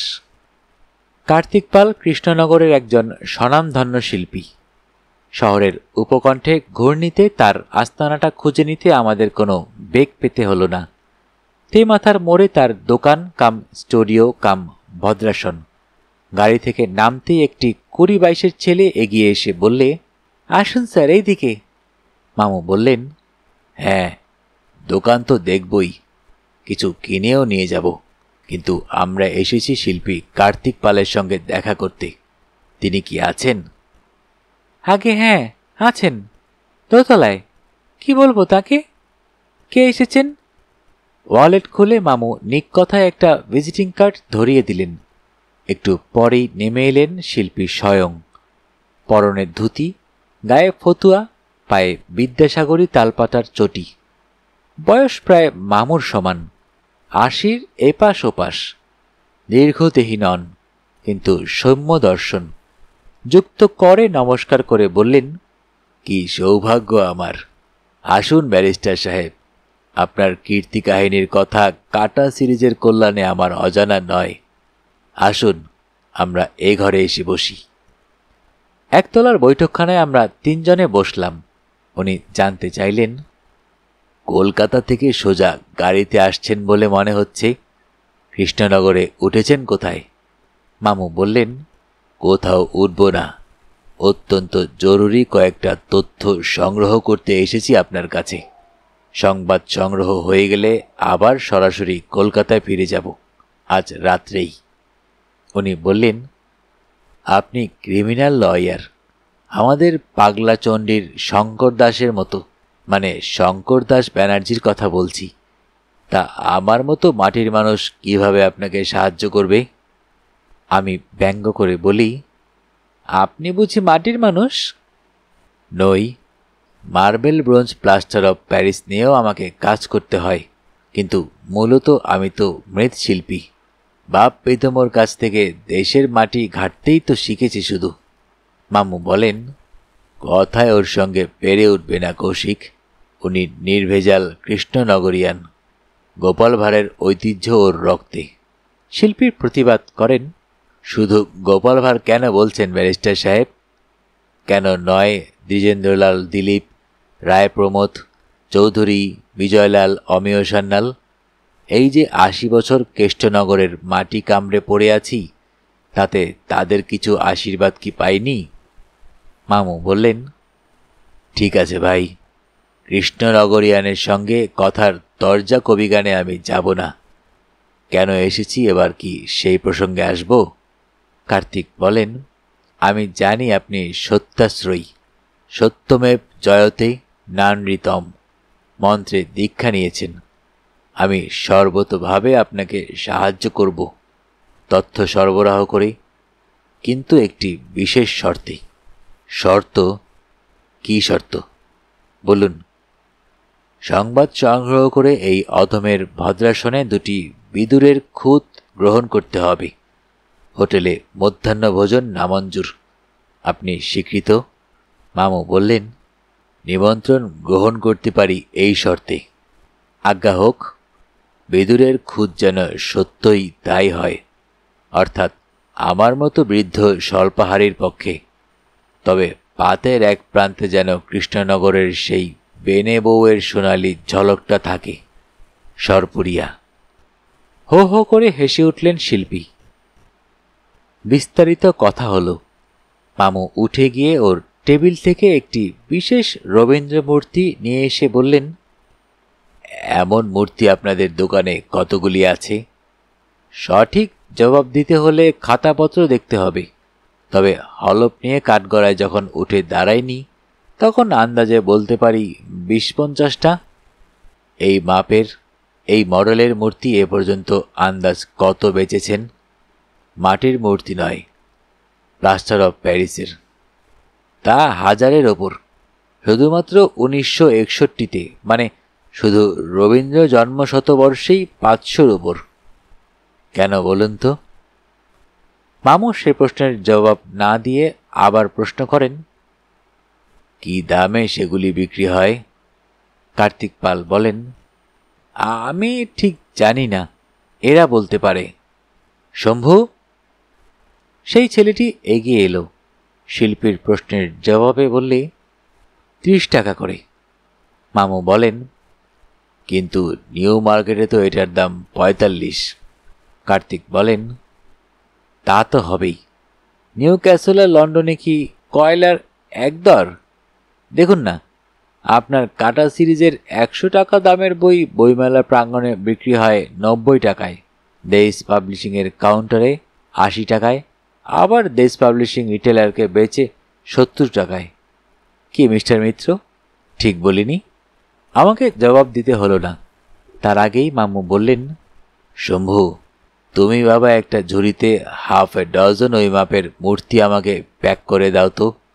মাটির নয়, প্লাস্টার অফ প্যারিসের। এই নাও 180 টাকা। শম্ভু বললে, দিচ্ছি, কিন্তু 6টা একসঙ্গে নিলে পাইকারি দাম পড়বে 25 টাকা করে। আপনি 150 টাকা দেবেন আমাকে। শম্ভু ঘর ছেড়ে নিষ্ক্রান্ত হলে মামু পকেট থেকে সেই ফটোখানা বার করে কার্তিকবাবুকে দেখালেন। জানতে চাইলেন, এই ফটোখানা দেখুন তো, এই লোকটাকে কি চিনতে পারেন? শিল্পী চশমাটা বদলালেন। তার চশমা বাইফোকাল নয়। ফতুয়ার পকেট থেকে রিডিং গ্লাস বার করে নাকে চড়ালেন। হঠাৎ গম্ভীর হয়ে গেলেন। বললেন, আগে হ্যাঁ, বদমাশটাকে চিনি। আমার এখানে মূর্তি গড়ার কাজ শিখত বছর 3-4 আগে। তারপর কি একটা অপরাধে ওকে পুলিশে ধরে আমারই এই স্টুডিও থেকে। বিচারে ওর সাজা হয়ে যায়, সশ্রম কারাদণ্ড। তাও প্রায় বছর 2 আগে। এর ফটো কোথায় পেলেন? মামু সে প্রশ্নের জবাব না দিয়ে বললেন, কি নাম লোকটার? অবোধ পাল। অবোধ না অবোধ? লোকটা কি বিহারি অথবা উত্তরপ্রদেশের? না তো, খাঁটি বাঙালি, বাড়ি কলকাতায়। ওর বাপের একটা কারখানা আছে পাটুয়াটোলায়। কলকাতা শহরে দুর্গা, কালী, লক্ষ্মী, সরস্বতী প্রতিমা বানানো হয়। বাপের কাছেই কাজ শিখেছিল, মৃৎশিল্প। আমার কাছে ব্রোঞ্জের আর প্লাস্টার অফ প্যারিসের প্রযুক্তি শিখতে আসে। প্রায় বছরখানেক ছিল, বেশ শিখছিল। তারপর ওর কি যে দুর্মতি হলো, তা অবোধকে বিহারি বলে কেন মনে হলো আপনার? মামু বললেন, বুধ মানে পণ্ডিত, জ্ঞানী, ফলে অবুধ মানে মূর্খ। তেমনি অবোধ মানেও নির্বোধ। এমন নাম কে রাখবে ছেলের? কার্তিক বলেন, তা হিন্দিতে কি অবোধ মানে পণ্ডিত? না, হিন্দিতে এর উচ্চারণ অয়োধ, মানে অযোধ্যা বিহারীর সংক্ষিপ্ত রূপ। কৃষ্ণের ডাকনাম যেমন বাংলায় কানু, জগন্নাথের যোগু। তাই ভাবছিলাম ওর নামটা অওধ বিহারী বা অযোধ্যা বিহারী হয় না তো? না, হিন্দিতে এর উচ্চারণ অয়োধ, মানে অযোধ্যা বিহারীর সংক্ষিপ্ত রূপ। কৃষ্ণের ডাকনাম যেমন বাংলায় কানু, জগন্নাথের যোগু। তাই ভাবছিলাম ওর নামটা অওধ বিহারী বা অযোধ্যা বিহারী নয় তো? আমি বলি, পাল কিন্তু একটা খাঁটি বাঙালি পদবী। মামু সে কথায় গুরুত্ব না দিয়ে বলেন, অবোধের বিরুদ্ধে চার্জটা কি ছিল? কতদিনের সাজা হয়? শুনেছি কার সঙ্গে ঝগড়া মারামারি করতে করতে ছুরি মেরে বসে। লোকটা মারা যায়নি, কিন্তু মারাত্মকভাবে জখম হয়। মাস 2 হাসপাতালে ছিল। রাহাজানির কেসে 1.5-2 বছরের জন্য মেয়াদ হয়ে যায়। এখানকার থানায় বিস্তারিত জানতে পারবেন। সে কি সম্প্রতি ছাড়া পেয়েছে? তা তো জানি না। হঠাৎ নেপথ্য থেকে যেন দৈববাণী হলো, আগে হ্যাঁ, অবদ্যা ছাড়া পেয়ে গেছে। দিন 15 আগে একবার গর্নিতে এসেছিল, আমার সঙ্গে লুকিয়ে দেখাও করে। আমরা ঘাড় ঘুরিয়ে দেখি শম্ভু আবার এসে দাঁড়িয়েছে দ্বার প্রান্তে। পালমশাই সোজা হয়ে উঠে বসেন, বলেন, আরে তুই তো আচ্ছা ছেলে, আমাকে তো কিছু বলিসনি। অবদ্যা যে বারণ করেছিল, বলেছিল বড়বাবু শুনলে চটে যাবেন। রকচটা মানুষ তো। আমি রকচটা মানুষ? না, মানে আমি তো ও কথা বলিনি। বলেছিল অবদ্যা। অবোধ তোর কাছে কেন এসেছিল? শম্ভু মাথা নিচু করে চুপ করে থাকে। কি হলো, জবাব দিচ্ছিস না কেন? শম্ভু অস্ফুটে বললে, বিক্রির খাতাপত্র এক নজর দেখতে। তুই তো আচ্ছা ছেলে, আমাকে না জানিয়ে তুই তাকে খাতাটা দেখতে দিলি? আমি ঠায় দাঁড়িয়েছিলাম দাদু, ওকে খাতা কান চুতে দিইনি পর্যন্ত। নিজেই পাতা উল্টে ও যা দেখতে চায় তা দেখিয়ে দিয়েছি। বেশ করেছ। তা তোকে কি দক্ষিণা দিল অবোধ? শম্ভু জবাব দেয় না, ঘাড় চুলকায়। কিরে, সরপুরিয়া খেতে কিছু নগদ পয়সা দিয়ে যায়নি? কত? আগে 50 টাকা। 50 টাকার সরপুরিয়া তুই একা খেলি? আমাকে ভাগ দিলি না? ঠিক আছে, এবার থেকে আমাকে না জানিয়ে কাউকে খাতাপত্র দেখাবি না, বুঝেছিস? আগে না। আগে না মানে? হ্যাঁ বুঝেছি, দেখাবো না। এবার তুই যা, এ ঘরে আড়ি পাতিস না আর। যা, পালা। মামু বললেন, আপনি তাহলে ওকে অনুমতি দিয়ে যান পালমশাই। আমি কিছু খাতাপত্র খুঁটিয়ে দেখব। কোন খাতা? আপনার বিক্রির ভাউচার, অ্যাটেন্ডেন্স রেজিস্টার, মাহিনা দেবার রেজিস্টার, ভিজিটার্স বুক, সব কিছু। তা দেখুন বসে বসে। ঘর ভর্তি শিল্পকর্ম, মাথার ঘাম পায়ে ফেলে আমি 80 বছর ধরে তৈরি করেছি। সেদিকে আপনার নজর নেই, নজর শুধু খাতাপত্রের দিকে। তা দেখুন, আমাকে তাহলে বিদায় দিন। আমি অভিমানী শিল্পীকে তৎক্ষণাৎ বলে উঠি, মিস্টার পাল, মামু হিসেব নিকেশ কারণ আমি কিন্তু আপনার স্টুডিওটা ঘুরে দেখতে চাই। আসুন তবে। আমি ওর সঙ্গে সংলগ্ন স্টুডিও ঘরে নানান মূর্তি দেখতে লাগলাম। উনি ঘুরিয়ে ঘুরিয়ে দেখালেন। নানান ফটোগ্রাফও আছে। রাষ্ট্রপতি বা প্রধানমন্ত্রী শিল্পীকে পুরস্কৃত করছেন বা তার শিল্পকর্ম দেখছেন, ইত্যাদি প্রভৃতি।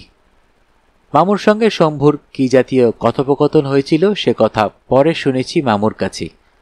বাসু মামু ওর কাছে জানতে চেয়েছিলেন, তোমার অবদ্যা বিক্রি খাতার ঠিক কোন কোন পাতা দেখতে চেয়েছিল তা তোমার মনে আছে? আগে না। তা কি কারো মনে থাকে? তবে চেষ্টা করলে খুঁজে বার করতে পারবো। কিভাবে? কোন সূত্রে? অবদ্যা বলেছিল যেদিন এই স্টুডিওর ভিতর থেকে তাকে পুলিশে ধরে ঠিক তার আগের দিন পর্যন্ত সব বকেয়া মাইনে সে পেয়েছে কিনা তাই দেখতে এসেছে। আমি তাকে হাজিরার খাতাটা দেখাই, পে রেজিস্টারটাও। ও মিলিয়ে দেখে নেয় যে হপ্তাবারের শেষ পাই পয়সা ওকে মিটিয়ে দেওয়া হয়েছে। সে হোলসেল বিক্রির খাতা বা ভিজিটার্স বুক দেখতে চায়নি? আগে হ্যাঁ, তাও দেখতে চেয়েছিল। দেখেছিল, কিছু কিছু নাম ঠিকানা টুকেও নিয়ে গিয়েছিল, মানে কাকে কাকে মূর্তি বেচা হয়েছে। কেন? সে ঠিকমতো মজুরি পেয়েছে কিনা এটা জানার জন্য ওসব খাতা দেখার তো কোনো দরকার ছিল না। ছিল? আগে না, তা ছিল না। তাহলে সেসব খাতাপত্র সে কেন দেখতে চাইছে তা তুমি জানতে চাওনি? শম্ভু একটু চুপ করে রইল, তারপর বলল, আগে না। কেন? শম্ভু নিরুত্তর। তার আগেই বোধহয় তোমার অবদ্যা সেই 50 টাকার নোটখানা তোমাকে ধরিয়ে দিয়েছিল, তাই না শম্ভু? শম্ভু কিছুক্ষণ চুপ করে রইল, তারপর হঠাৎ মামুর চোখে চোখে তাকিয়ে বলল, আমি কি অন্যায় কিছু করেছি? মামু বললেন, তা কিছুটা অন্যায় করেছ বই কি শম্ভু। অবদ্যা তোমার যতই প্রিয় হন, মালিককে না জানিয়ে খাতাপত্র তাকে দেখানো ঠিক হয়নি। কিন্তু এর মধ্যে লুকোচাপা তো কিছু নেই। তাছাড়া খাতা তো আর হাতেও দেইনি, আমি খাতার পাতা উল্টিয়ে তাকে দেখিয়েছিলাম। ঠিক আছে শম্ভু, ও আলোচনা থাক। এবার বলো তো, কতদিন আগে সে এসে তোমার কাছে খাতাপত্র সব দেখে যায়? গেল হপ্তার গোড়ার দিকে। তারিখটা ঠিক মনে নেই স্যার। তাকে কতদিন আগে পুলিশে ধরে তা তোমার মনে আছে? তারিখ মনে নেই, তবে এটা মনে আছে সেদিন ছিল শিবরাত্রি, প্রায় 2.5 বছর আগে, 97 সালে। আগে হ্যাঁ স্যার। তাহলে তারিখটা ছিল 25শে ফেব্রুয়ারি।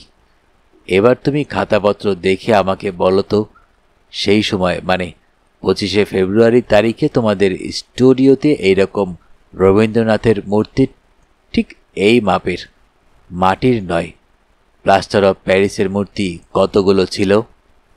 শম্ভু খুব করিতকর্মা ছেলে, খাতাপত্র দেখে বললে, 6টা স্যার।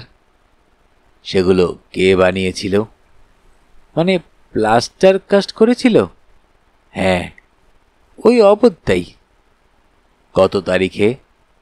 খাতায় তা লেখা নেই, তবে 2-1 দিন আগেই হবে। কারণ দিন সাথে হাওয়ায় শুকিয়ে গেলে প্লাস্টার অফ প্যারিসের মূর্তিগুলো আর খোলা জায়গায় রাখা হয় না, ধুলোয় নষ্ট হয়ে যায়।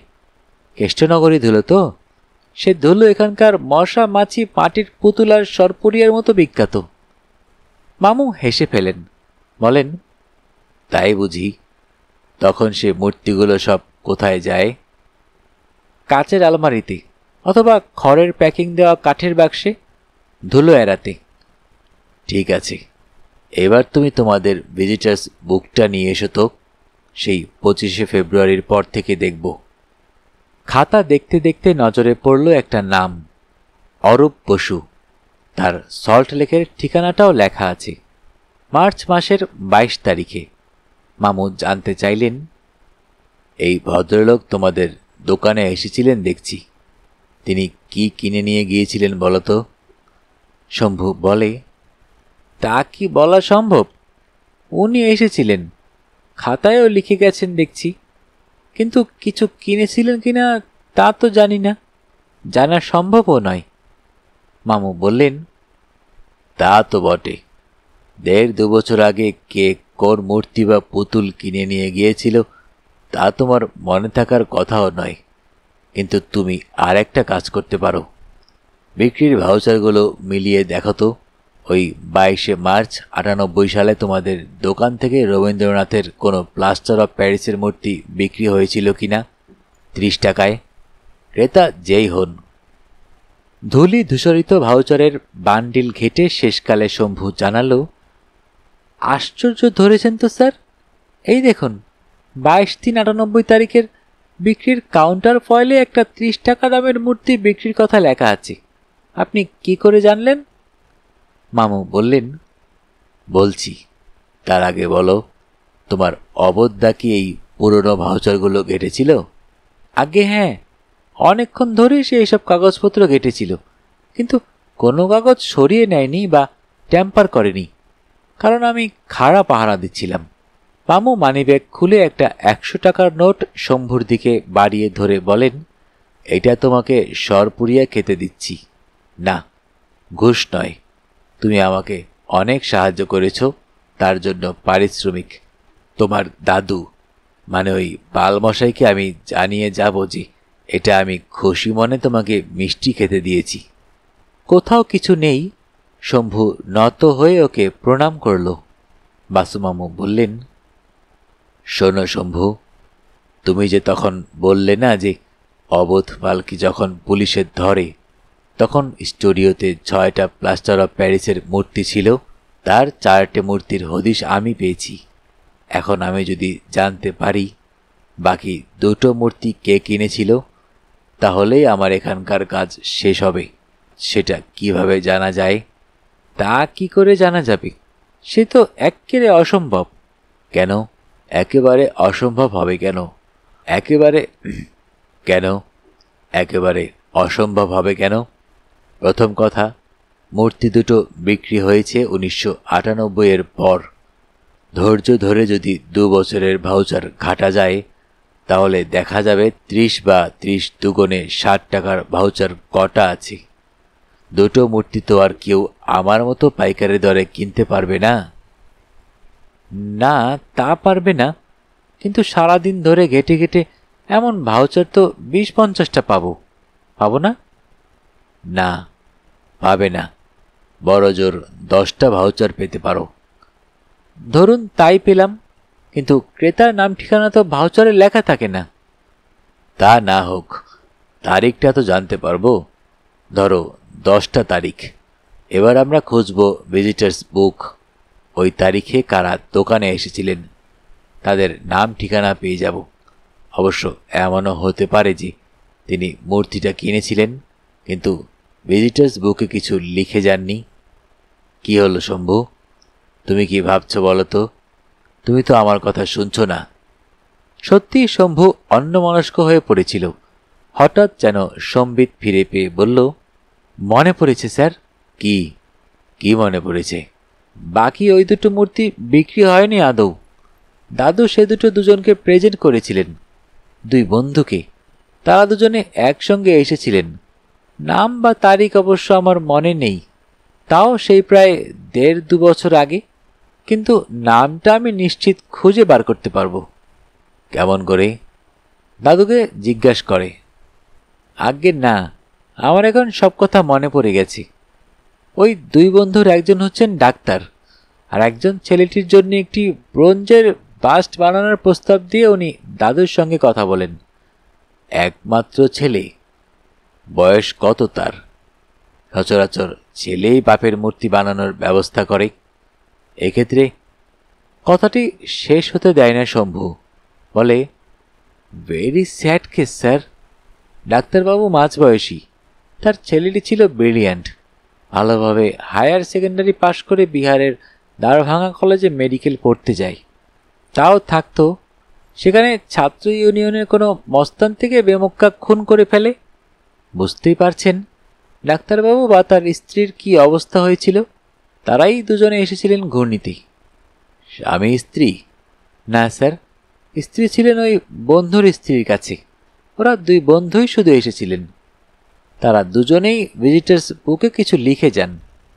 ডাক্তারবাবু ভালো রবীন্দ্রসঙ্গীত গাইতেন, তার নাকি ক্যাসেটও আছে। তার বন্ধু সাহিত্য মাহিত্য করেন, দুজনেই তাই রবীন্দ্র ভক্ত। তাই দাদু ওদের দুজনকে। শিল্পী কার্তিক পাল কি সম্পর্কে তোমার দাদু হন? আগে না, সম্পর্ক কিছু নেই। ওর অনেক বয়স হয়েছে তো, তাই আমরা এখানকার কর্মীরা ওকে দাদু বলে ডাকি। তা ভিজিটার্স বুক দেখে নাম দুটো খুঁজে পাবে? পাবো স্যার, কারণ দুজনের কারোর নাম মনে না থাকলেও এটা মনে আছে যে ডাক্তারবাবুর বন্ধুটির নাম নোনা চন্দনপুর। নোনা চন্দনপুর? না, নোনা চন্দন পুকুর। না স্যার, পুকুর যদি চন্দনের হয় তাহলে নোনা হবে কি করে?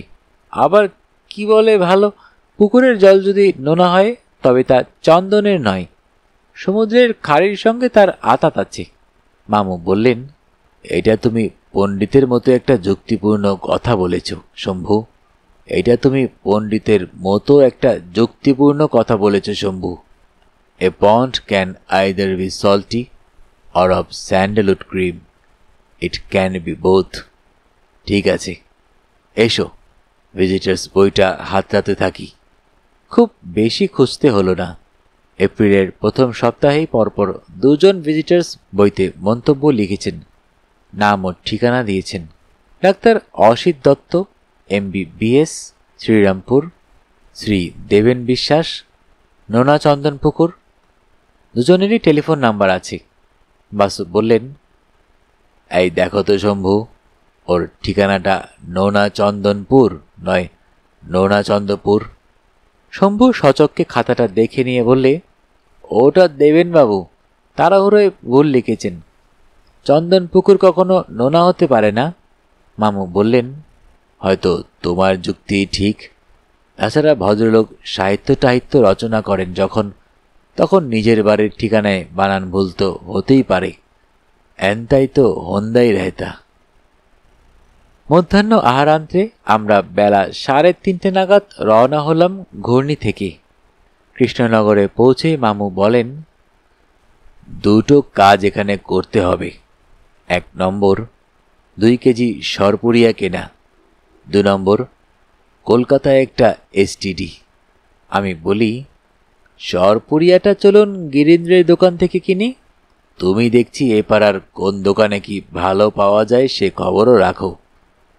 তা রাখি মামু, গোয়ারি কৃষ্ণনগর আমার অচেনা জায়গা নয়। কিন্তু STD করবেন কাকে? বাড়িতে? না, নোনা চন্দন পুকুরে। পুকুর না পুর? আবার সেই পুরনো কাসুন্দি। সরপুরিয়া কেনা হলো। তারপর শহরের একটি STD বুথ থেকে মামু কোনো এক দেবেন বিশ্বাসকে ফোন করলেন। তখনও আমি জানি না শম্ভুর মারফতে মামু কি কি সূত্র আবিষ্কার করেছেন। দেবেন বিশ্বাসকে আমি চিনতে পারলাম না, তিনি কিন্তু বাসু মামুকে সহজেই চিনতে পারলেন। তার অনুরোধ শুনে স্তম্ভিত হয়ে গেলেন। বললেন, কেন স্যার, এমন অদ্ভুত আদেশ করছেন কেন? আপনার প্রয়োজন থাকে তাহলে সন্ধ্যা 7টার সময় আমি নিজেই তো আপনার বাড়িতে গিয়ে দেখা করতে পারি। বাসু বললেন, না, আমার বাড়িতে নয়, ওই যে বললাম দমদম স্টেশনের ফার্স্ট ক্লাস একটি ওয়েটিং রুমে 7টা থেকে 7:30। প্রয়োজনে দমদম শিয়ালদা একখানা ফার্স্ট ক্লাস টিকেটে কেটে নিয়ে ওয়েটিং রুমে ঢুকে বসে থাকবেন। অত্যন্ত জরুরি ব্যাপার, আপনারই স্বার্থ।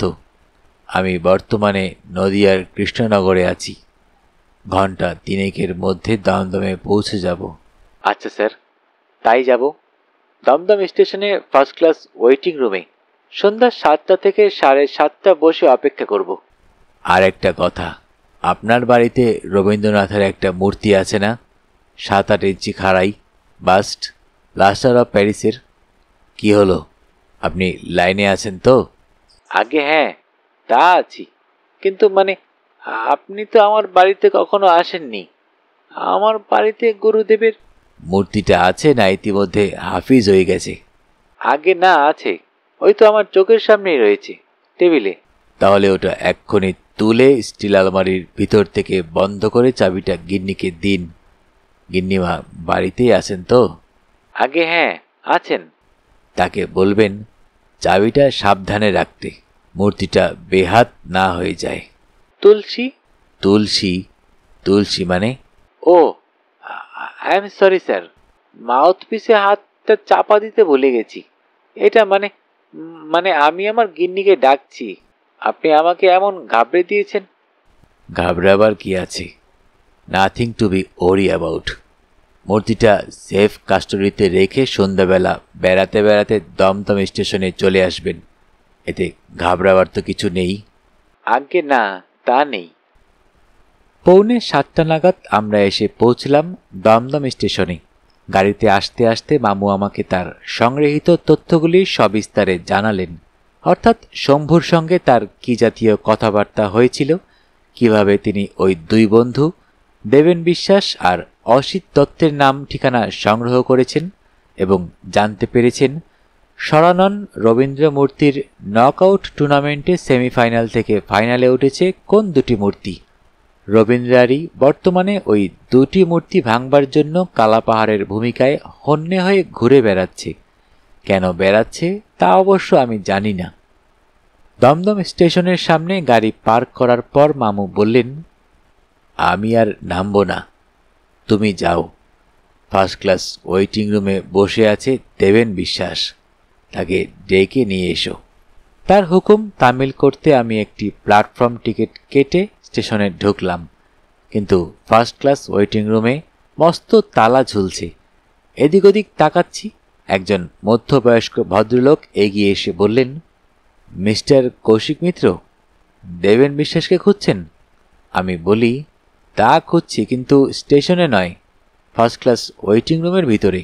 উনি বলেন, বেহুদো টিকিট কাটবো কেন, আমি তো ওয়েটিং রুমের দোরগোড়াতেই বসে আছি, ওখানে ঢুকবার তো একটাই দরজা। আমি বলি, আপনি তো দেখছি সেই কাবুলিওয়ালার মতো হিসেবেই। অধমর্ণকে খুঁজে না পেয়ে সে কবরস্থানের একমাত্র প্রবেশদ্বারের সামনে অপেক্ষা করছিল। ব্যাটা যাবে কোথায়? একদিন না একদিন তো এখানে আসতেই হবে তাকে। হো হো করে হেসে ওঠেন দেবেন বাবু, বলেন, আপনার মামু কোথায়? বাইরে, গাড়িতে। তবে চলুন যাই। আপনি স্টেশনে এসেছিলেন কি সাইকেল রিকশায়? আগে হ্যাঁ।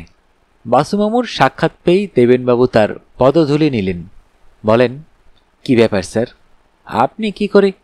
মাঝ সড়কে নয় দেবেন, চলো তোমার বাড়িতে যাই আগে, বৈকালিক চা পানটাও যে বাকি আছে। তুলসীর হাতে 1 কাপ চা খাওয়া যাবে। তুলসী? সে কি গো, তুমি যে আকাশ থেকে পড়লে, তোমার গৃহমুচ্যুতের নাম তুলসী নয়? হ্যাঁ হ্যাঁ হ্যাঁ, তখন টেলিফোনের মাউথপিসটায় হাত চাপা না দিয়েই। দেবেনবাবুর নির্দেশ মতো বাঁক নিতে নিতে ওর বাড়ির দিকে চলতে থাকি। মামু বলেন, তোমার বাড়িটা তো নোনা চন্দন পুকুরে? আগে না তো। যা বাবা, তবে কি নোনা চন্দনপুরে? আগে না, পূর্ব কালিয়া চকে, তবে সেটা নোনা চন্দন পুকুরের প্রায় লাগোয়া। বাড়িতে পৌঁছেই উনি হাঁকডাক শুরু করলেন। এগিয়ে এলেন দেবেনবাবুর সহধর্মিণী এবং কন্যা পাপিয়া। মামু সদর অতিক্রম করেই বললেন, একটু দাঁড়াও। তিনি সদর দরজা ভিতর থেকে বন্ধ করার কৌশলটা লক্ষ্য করে দেখলেন। কোলাপসিবল গেট আছে। সরেজমিনে তদন্ত সেরে বাসুমামু গিয়ে বসলেন বাইরের ঘরে। দেবেনবাবুর কন্যা পাপিয়া এসে প্রণাম করল, তার নাতনিও। কিন্তু ওর স্ত্রী প্রণাম করার উদ্যোগ করতেই মামু বললেন, থাক মা, তোমায় প্রণাম করতে হবে না। তুলসী ঘাবড়ে যান, বলেন, কেন? আপনি সকলের প্রণাম নিলেন, আমি বা বাদ যাব কেন? তোমার পায়ে যে বাত মা, নিচু হতে গেলে তোমার কষ্ট হবে না। বাত? আপনি কেমন করে জানলেন? বা, সদর দরজা থেকে বৈঠকখানা, এতটা পথ একসঙ্গে হেঁটে এলাম, এটুকু টের পাব না? তুলসী শুনলেন না, জোর করে প্রণাম করলেন।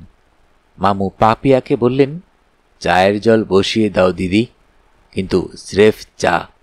মধ্যাহ্নে বিদুর ক্ষুধে গুরুভোজন হয়েছে। তারপর দেবেনবাবুর দিকে ফিরে বললেন, আলমারি থেকে মূর্তিটা বার করে নিয়ে এসো দিকিন। আমাকে বললেন ঝুড়ি থেকে একটা রবীন্দ্র মূর্তি সাবধানে বার করতে। দেবেনবাবু আলমারি খুলে তার মূর্তিটা নিয়ে আসতেই বাসুমামু সেটাকে পরীক্ষা করে দেখলেন। বললেন, এটা আমি নিয়ে যাব? নিন, পরিবর্তে কিছু না দিয়ে নিচ্ছি না তা বলে, এটা তোমাকে বদলে দিচ্ছি। দেবেনবাবু নিকথায় হাত বাড়িয়ে বললেন, দিন। মামু অবাক হলেন, বলেন, তুমি তো মাটির মানুষ হে, একবার জানতেও চাইলে না কেন এই দেওয়া নেওয়া? দেবেন বললেন, আমার পদবী বিশ্বাস। কুল ধর্ম অনুসারে আমরা বিশ্বাস করি, বিশ্বাসে মিলায় কৃষ্ণ, তর্কে বহুদূর। তাছাড়া কেন যে এই দেওয়া নেওয়া তা তো কৌশিকবাবুর কাটা সিরিজের বইটা বার হলেই জানতে পারবো। আগে থেকেই হাঁকপাক করে কি লাভ? গল্পটার বিন্দু বিসর্গও তো জানি না এখনো। মামু বলেন, খুব ভালো কথা। He also serve who only stand and wait. শোনো দেবেন, 95% চান্স আজকাল পরশুর মধ্যেই কোনো এক রাত্রে তোমার বাড়িতে চোর আসবে, গভীর রাত্রে। তাই আমি আগে ভাগে তোমাদের সাবধান করতে এসেছি। আজও চুরির চেষ্টা হতে পারে। তোমার বাড়িতে কুকুর নিশ্চয়ই নেই, থাকলে সারা পেতাম এতক্ষণে। আগে না, নেই। তোমরা দোতলাতে শোও নিশ্চয়ই, তা রাত্রে বৈঠকখানায় কেউ শোও কি? আগে না। That's very good. আমি যে মূর্তিটা দিলাম ওটা টেবিলের ওপর সাজিয়ে রাখবে, আর আজ রাত্রে কোলাপসিবল গেটে তালা লাগাতে ভুলে যাবে। ভুলে যাব? রাত্রে গেটে তালা দিতে? হ্যাঁ, যাবে। মানুষে মাঝে মাঝে এমন ভুল করে কিনা, once in a blue moon. তাছাড়া দরজায় হুড়কো লাগাতে ভুলে যাবে। টাওয়ার বোল্টটা উপরের দিকে তুলে দিও, কিন্তু বাকিয়ে দিও না, যাতে বাইরে থেকে কেউ আস্তে আস্তে নাড়ালে ছিটকিনিটা নিচে পড়ে যায়। চোরের যেন ভিতরে ঢুকতে কোনো অসুবিধা না হয়। দেবেনবাবুর শেষ কথাগুলো পুনরুক্তি করলেন। ভিতরে ঢুকতে যেন অসুবিধা না হয়? ওমা, কেন? এই দেখো, তুমি পদবী বিরুদ্ধ প্রশ্ন জিজ্ঞেস করে বসেছ। তোমার বিশ্বাস এক্কেরে নিখাত নয়। দেবেন কি বলবেন বুঝে উঠতে পারলেন না। মামু বললেন, তোমরা সজাগ থেকো।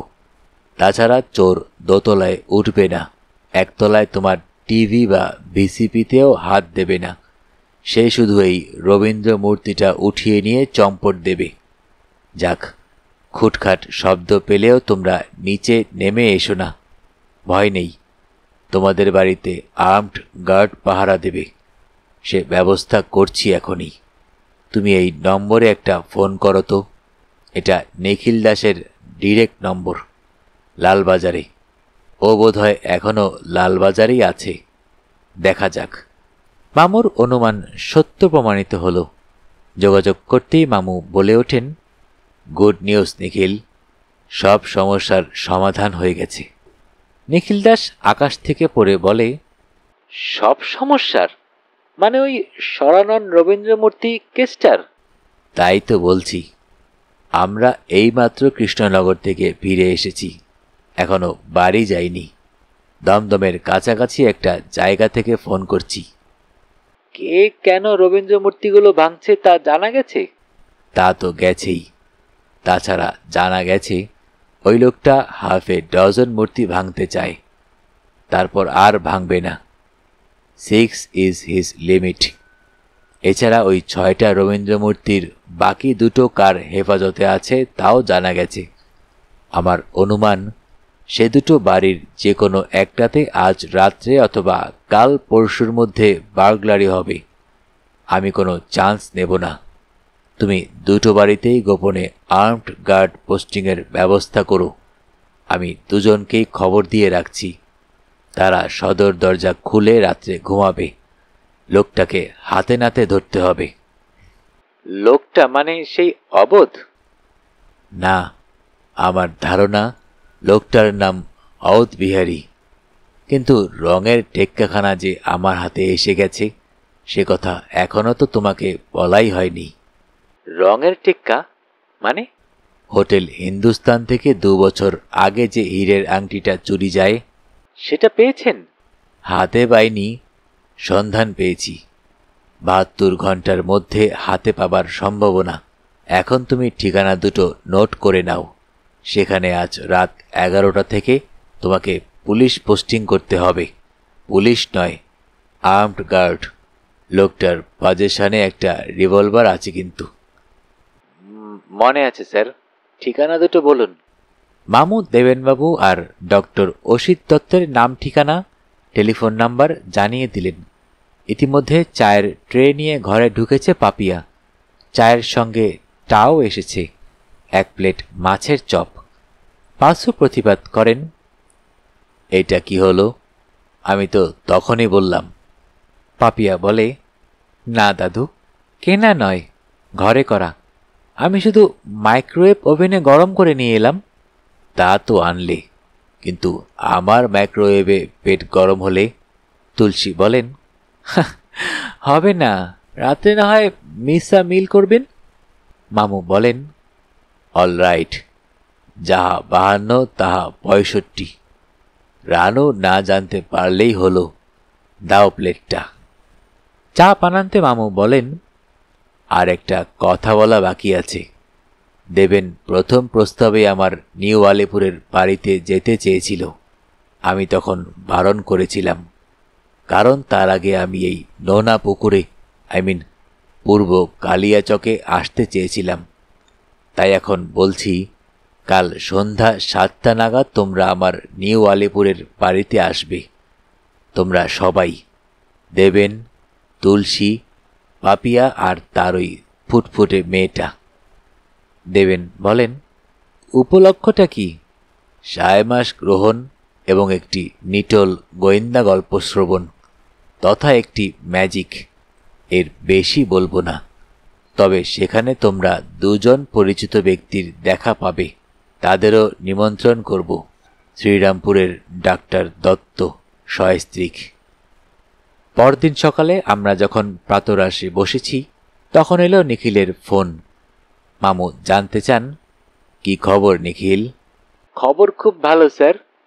জানি না কি করে আন্দাজ করেছিলেন, কিন্তু কাল রাত্রে শ্রীমান রবীন্দ্রারী দেবেনবাবুর বাড়িতে রাতের অতিথি হয়েছিলেন। লোকটা হাতে নাতে ধরা পড়েছে। এখন দেখা যাচ্ছে লোকটা পাক্কা ক্রিমিনাল। সদ্য জেল থেকে ছাড়া পেয়ে গোটা 2 বার্গলারি আর একটা খুনের চার্জে ফেসে গেছে। ওর নামটা কি?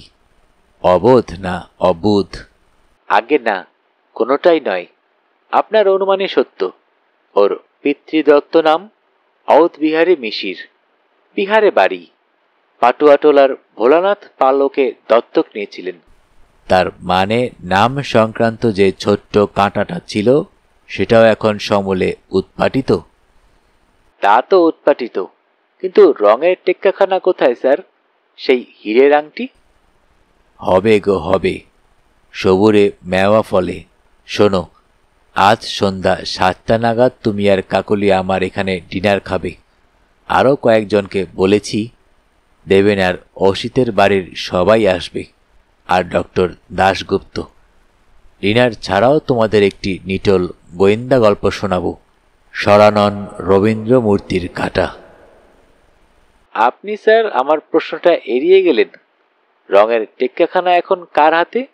ঠিক বলা যাচ্ছে না, অনেক হাত ফিরি হয়েছে তো, তা সে যাই হোক, সন্ধ্যাবেলায় সেটা আমি তোমাকে দেব।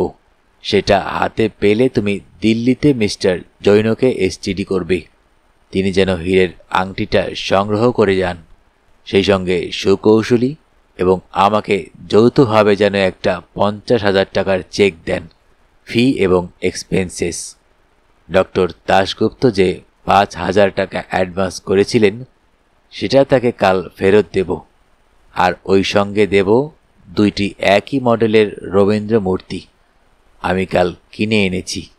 ঠিক আছে স্যার, সন্ধ্যা 7টায়। আমি কিন্তু এখনো বুঝে উঠতে পারছি না আপনি কি করে কি করলেন। সন্ধ্যা 7:30টার মধ্যেই নিমন্ত্রিতরা সকলে উপস্থিত। রান্নাবান্না এ বাড়িতে হচ্ছে না। আমাদের বাড়ির উল্টো দিকে রাস্তার ওপাশে আছে একটা ফাস্ট ফুডের দোকান। একটি অল্প বয়সী বিধবা অপর্ণা সেটা চালায়। মামুর স্নেহধন্যা সে, প্রয়োজনে সে ভোজের রান্নাও রেঁধে দেয়, যেমন আজ।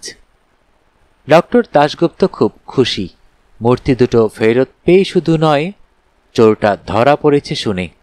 মামু তার কিনে আনা মূর্তিটা একটি দিলেন নিখিলকে, অরূপবাবুকে প্রত্যর্পণ করার জন্য, একটি ভাণ্ডারীকে দিতে, আর একটি কাকলিকে দিলেন উপহার।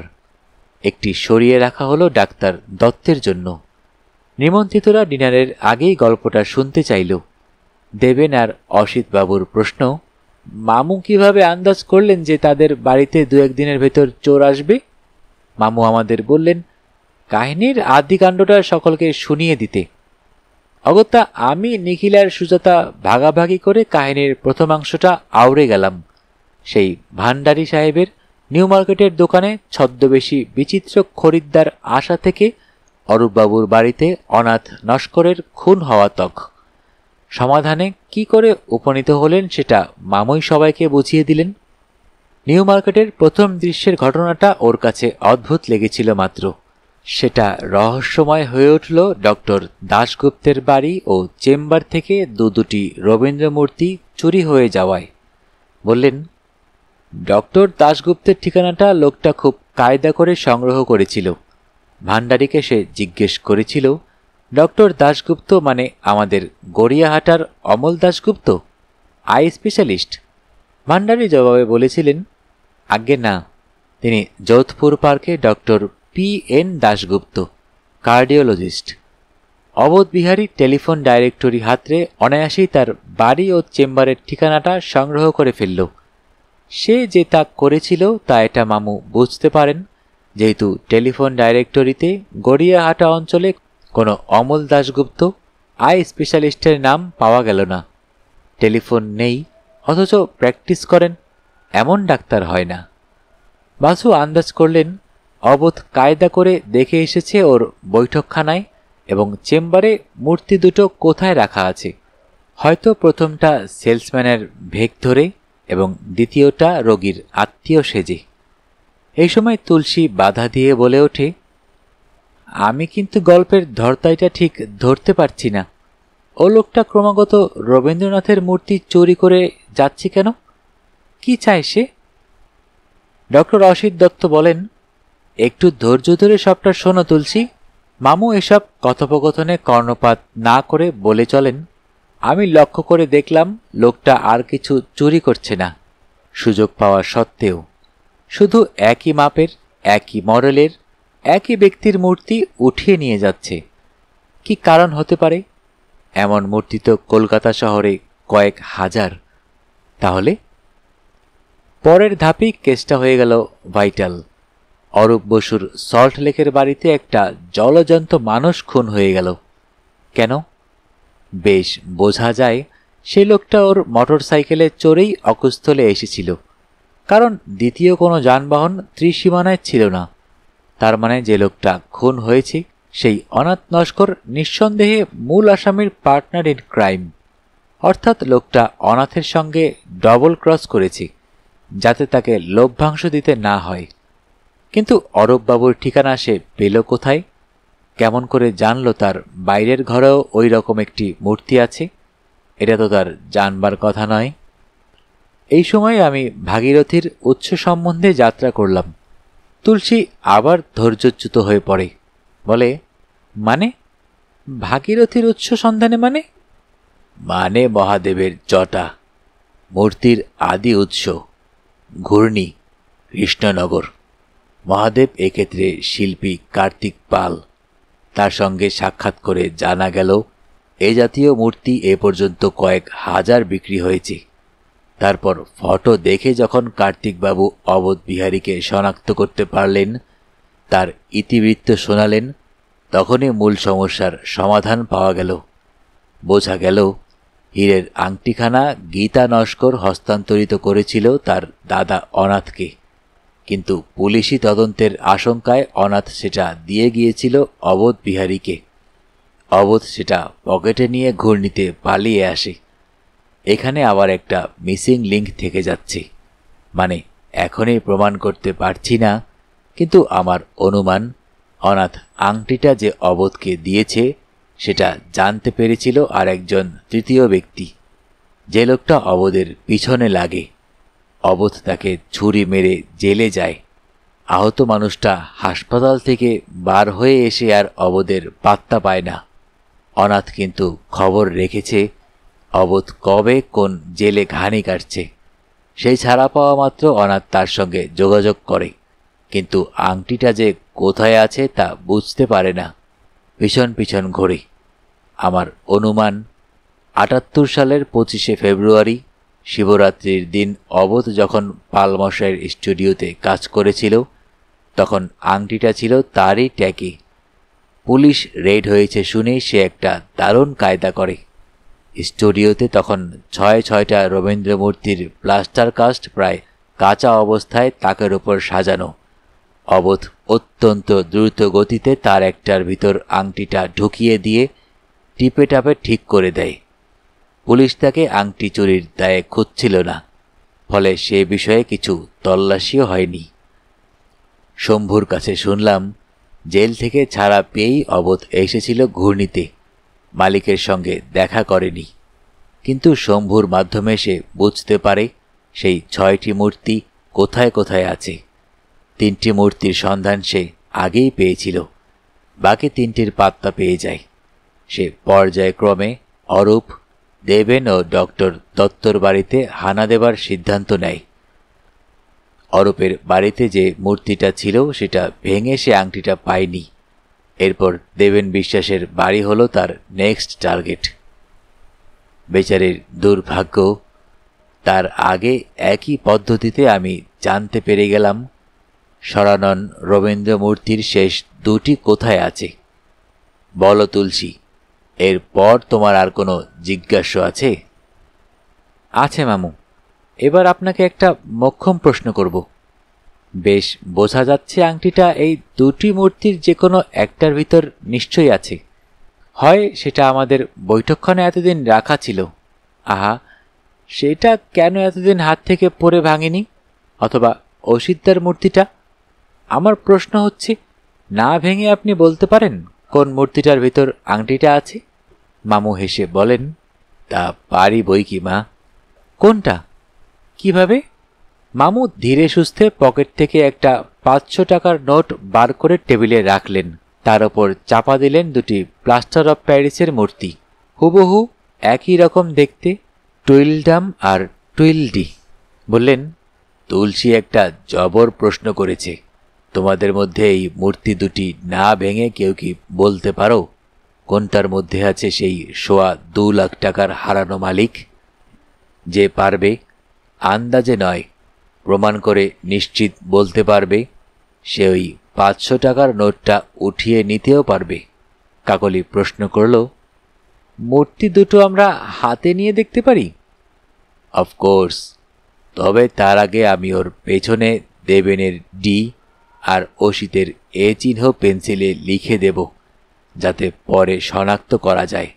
মামু মূর্তি দুটোর তলায় আর ডি লিখে মূর্তি দুটি সকলের দিকে বাড়িয়ে ধরেন। অনেকেই হাতে নিয়ে পরীক্ষা করে দেখল। নিখিল দেখল না, সে দু চোখ বুজে শুধু চিন্তা করে যাচ্ছে। কিভাবে বাসু সাহেব বলতে পারছেন অথচ আর কেউ বলতে পারছে না। মামু এই মৌকায় তার ভাগ্নেকে একটা খোঁচা দিলেন। কি মিস্টার সুকৌশলী, বলতে পারেন কোথায় আছে অ্যাটম বোমার ফর্মুলাটা? তুলসী বললে, আমরা পারছি না, আপনি বলে দিন।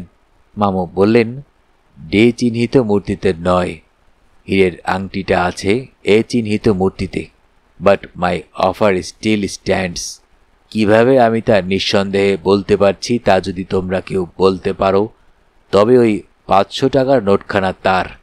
কোথাও কিছু নেই। রানু মামিমা তার হুইল চেয়ারের চাকায় একটা আধ পাক মেরে এগিয়ে এলেন।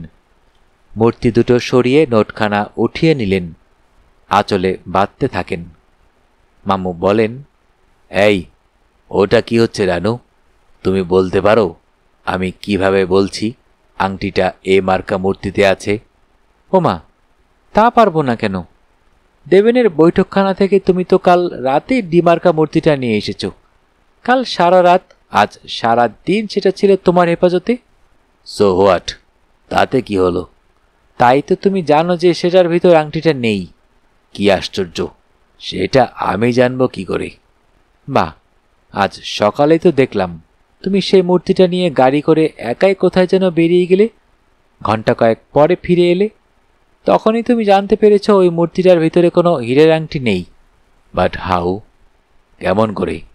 সহজে। তুমি ওটা কোনো এক্স রে ক্লিনিকে নিয়ে গিয়েছিলে, একটা এক্স রে প্লেট করিয়েছ, দেখেছ হীরের আংটিটা ওর ভিতরে নেই। বাসুমামু এতই মুগ্ধ যে নিজের অজান্তে তার উচ্ছ্বাসের বহির্প্রকাশ হলো একটি ফার্সি শব্দে, ম্যাগনিফিক। কিন্তু সেখানেই থামতে পারলেন না তিনি। 500 টাকার নোট ধরা রানুমামির মুঠোটা চেপে ধরে আবার বলেন, বাট হোয়াই? কিন্তু কেন? কি হোয়াই? মূর্তিটা তো আমি কিনেছি মাত্র 25 টাকায়। এক্স রে করাতে তো খরচ পড়েছে তার অনেক অনেক বেশি। তাহলে কেন আমি বেহুদ্দ? না, তুমি যা ভাবছো সে জবাব আমি দেব না, কারণ আসল কারণটাও আমি জানি। আমি কি ভাবছি তুমি ভাবছো আমি জবাবে বলবো? তোমার কৌতূহলের বাঁধ ভেঙে গেছিল, তুমি আর ধৈর্য রাখতে পারছিলে না। হ্যাঁ, সেটা কারণ, কিন্তু মূল হেতু সেটা নয়। তাহলে মূল হেতুটা কি? যে হেতুতে ডক্টর দাশগুপ্ত 5,000 টাকা খরচ করেছিলেন, তার মূল্য তার রচনায় নয় তার বস্তুতে। ওটা একটা শিল্পকর্ম। সবচেয়ে বড় কথা, ওটা গুরুদেবের মূর্তি। 200-100 টাকা খরচ করলে যদি সেটাকে অটুট রেখেও উত্তরটা জানা যায়, তাহলে তা জানবার চেষ্টা করবে না তোমার মতো মানুষ? মামু এবার আর কোনো উচ্ছ্বাস দেখালেন না, কিন্তু সহধর্মিনীর এই সহমর্মিতার কথাগুলো যে তাকে প্রচণ্ডভাবে প্রভাবিত করেছে তা বোঝা গেল তার নীরব আচরণে। মামু পকেট থেকে রুমালটা বার করলেন, চোখ থেকে চশমাটা খুলে কাঁচ দুটো সাফা করতে বসলেন।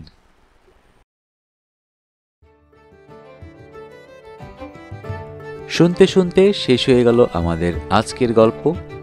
যারা এখনও অডিও বুক বাই মেহেদি চ্যানেলটি সাবস্ক্রাইব করেননি, অনুরোধ থাকবে চ্যানেলটি সাবস্ক্রাইব করে বেল আইকনটি অন করে দিবেন। এই কাটা সিরিজের অন্যান্য অনেকগুলো গল্প আমাদের চ্যানেলে অলরেডি দেয়া হয়ে গিয়েছে। যারা এখনও সেই গল্পগুলো শোনেননি, প্লেলিস্ট আকারে আমাদের চ্যানেলে দেয়া আছে। আশা করি সময় করে শুনে নেবেন, আপনাদের ভালো লাগবে। আর যদি ভালো লেগেই থাকে তাহলে মনে করে অবশ্যই চ্যানেলটি সাবস্ক্রাইব করে বেল আইকনটি অন করে রাখবেন, যেন নতুন গল্প দেওয়ার সাথে সাথেই গল্পের নোটিফিকেশন আপনাদের মোবাইলে চলে যায়। সবাই ভালো থাকবেন, সুস্থ থাকবেন এবং বেশি বেশি করে বই পড়বেন, কারণ বইয়ের চেয়ে ভালো বন্ধু আর হয় না।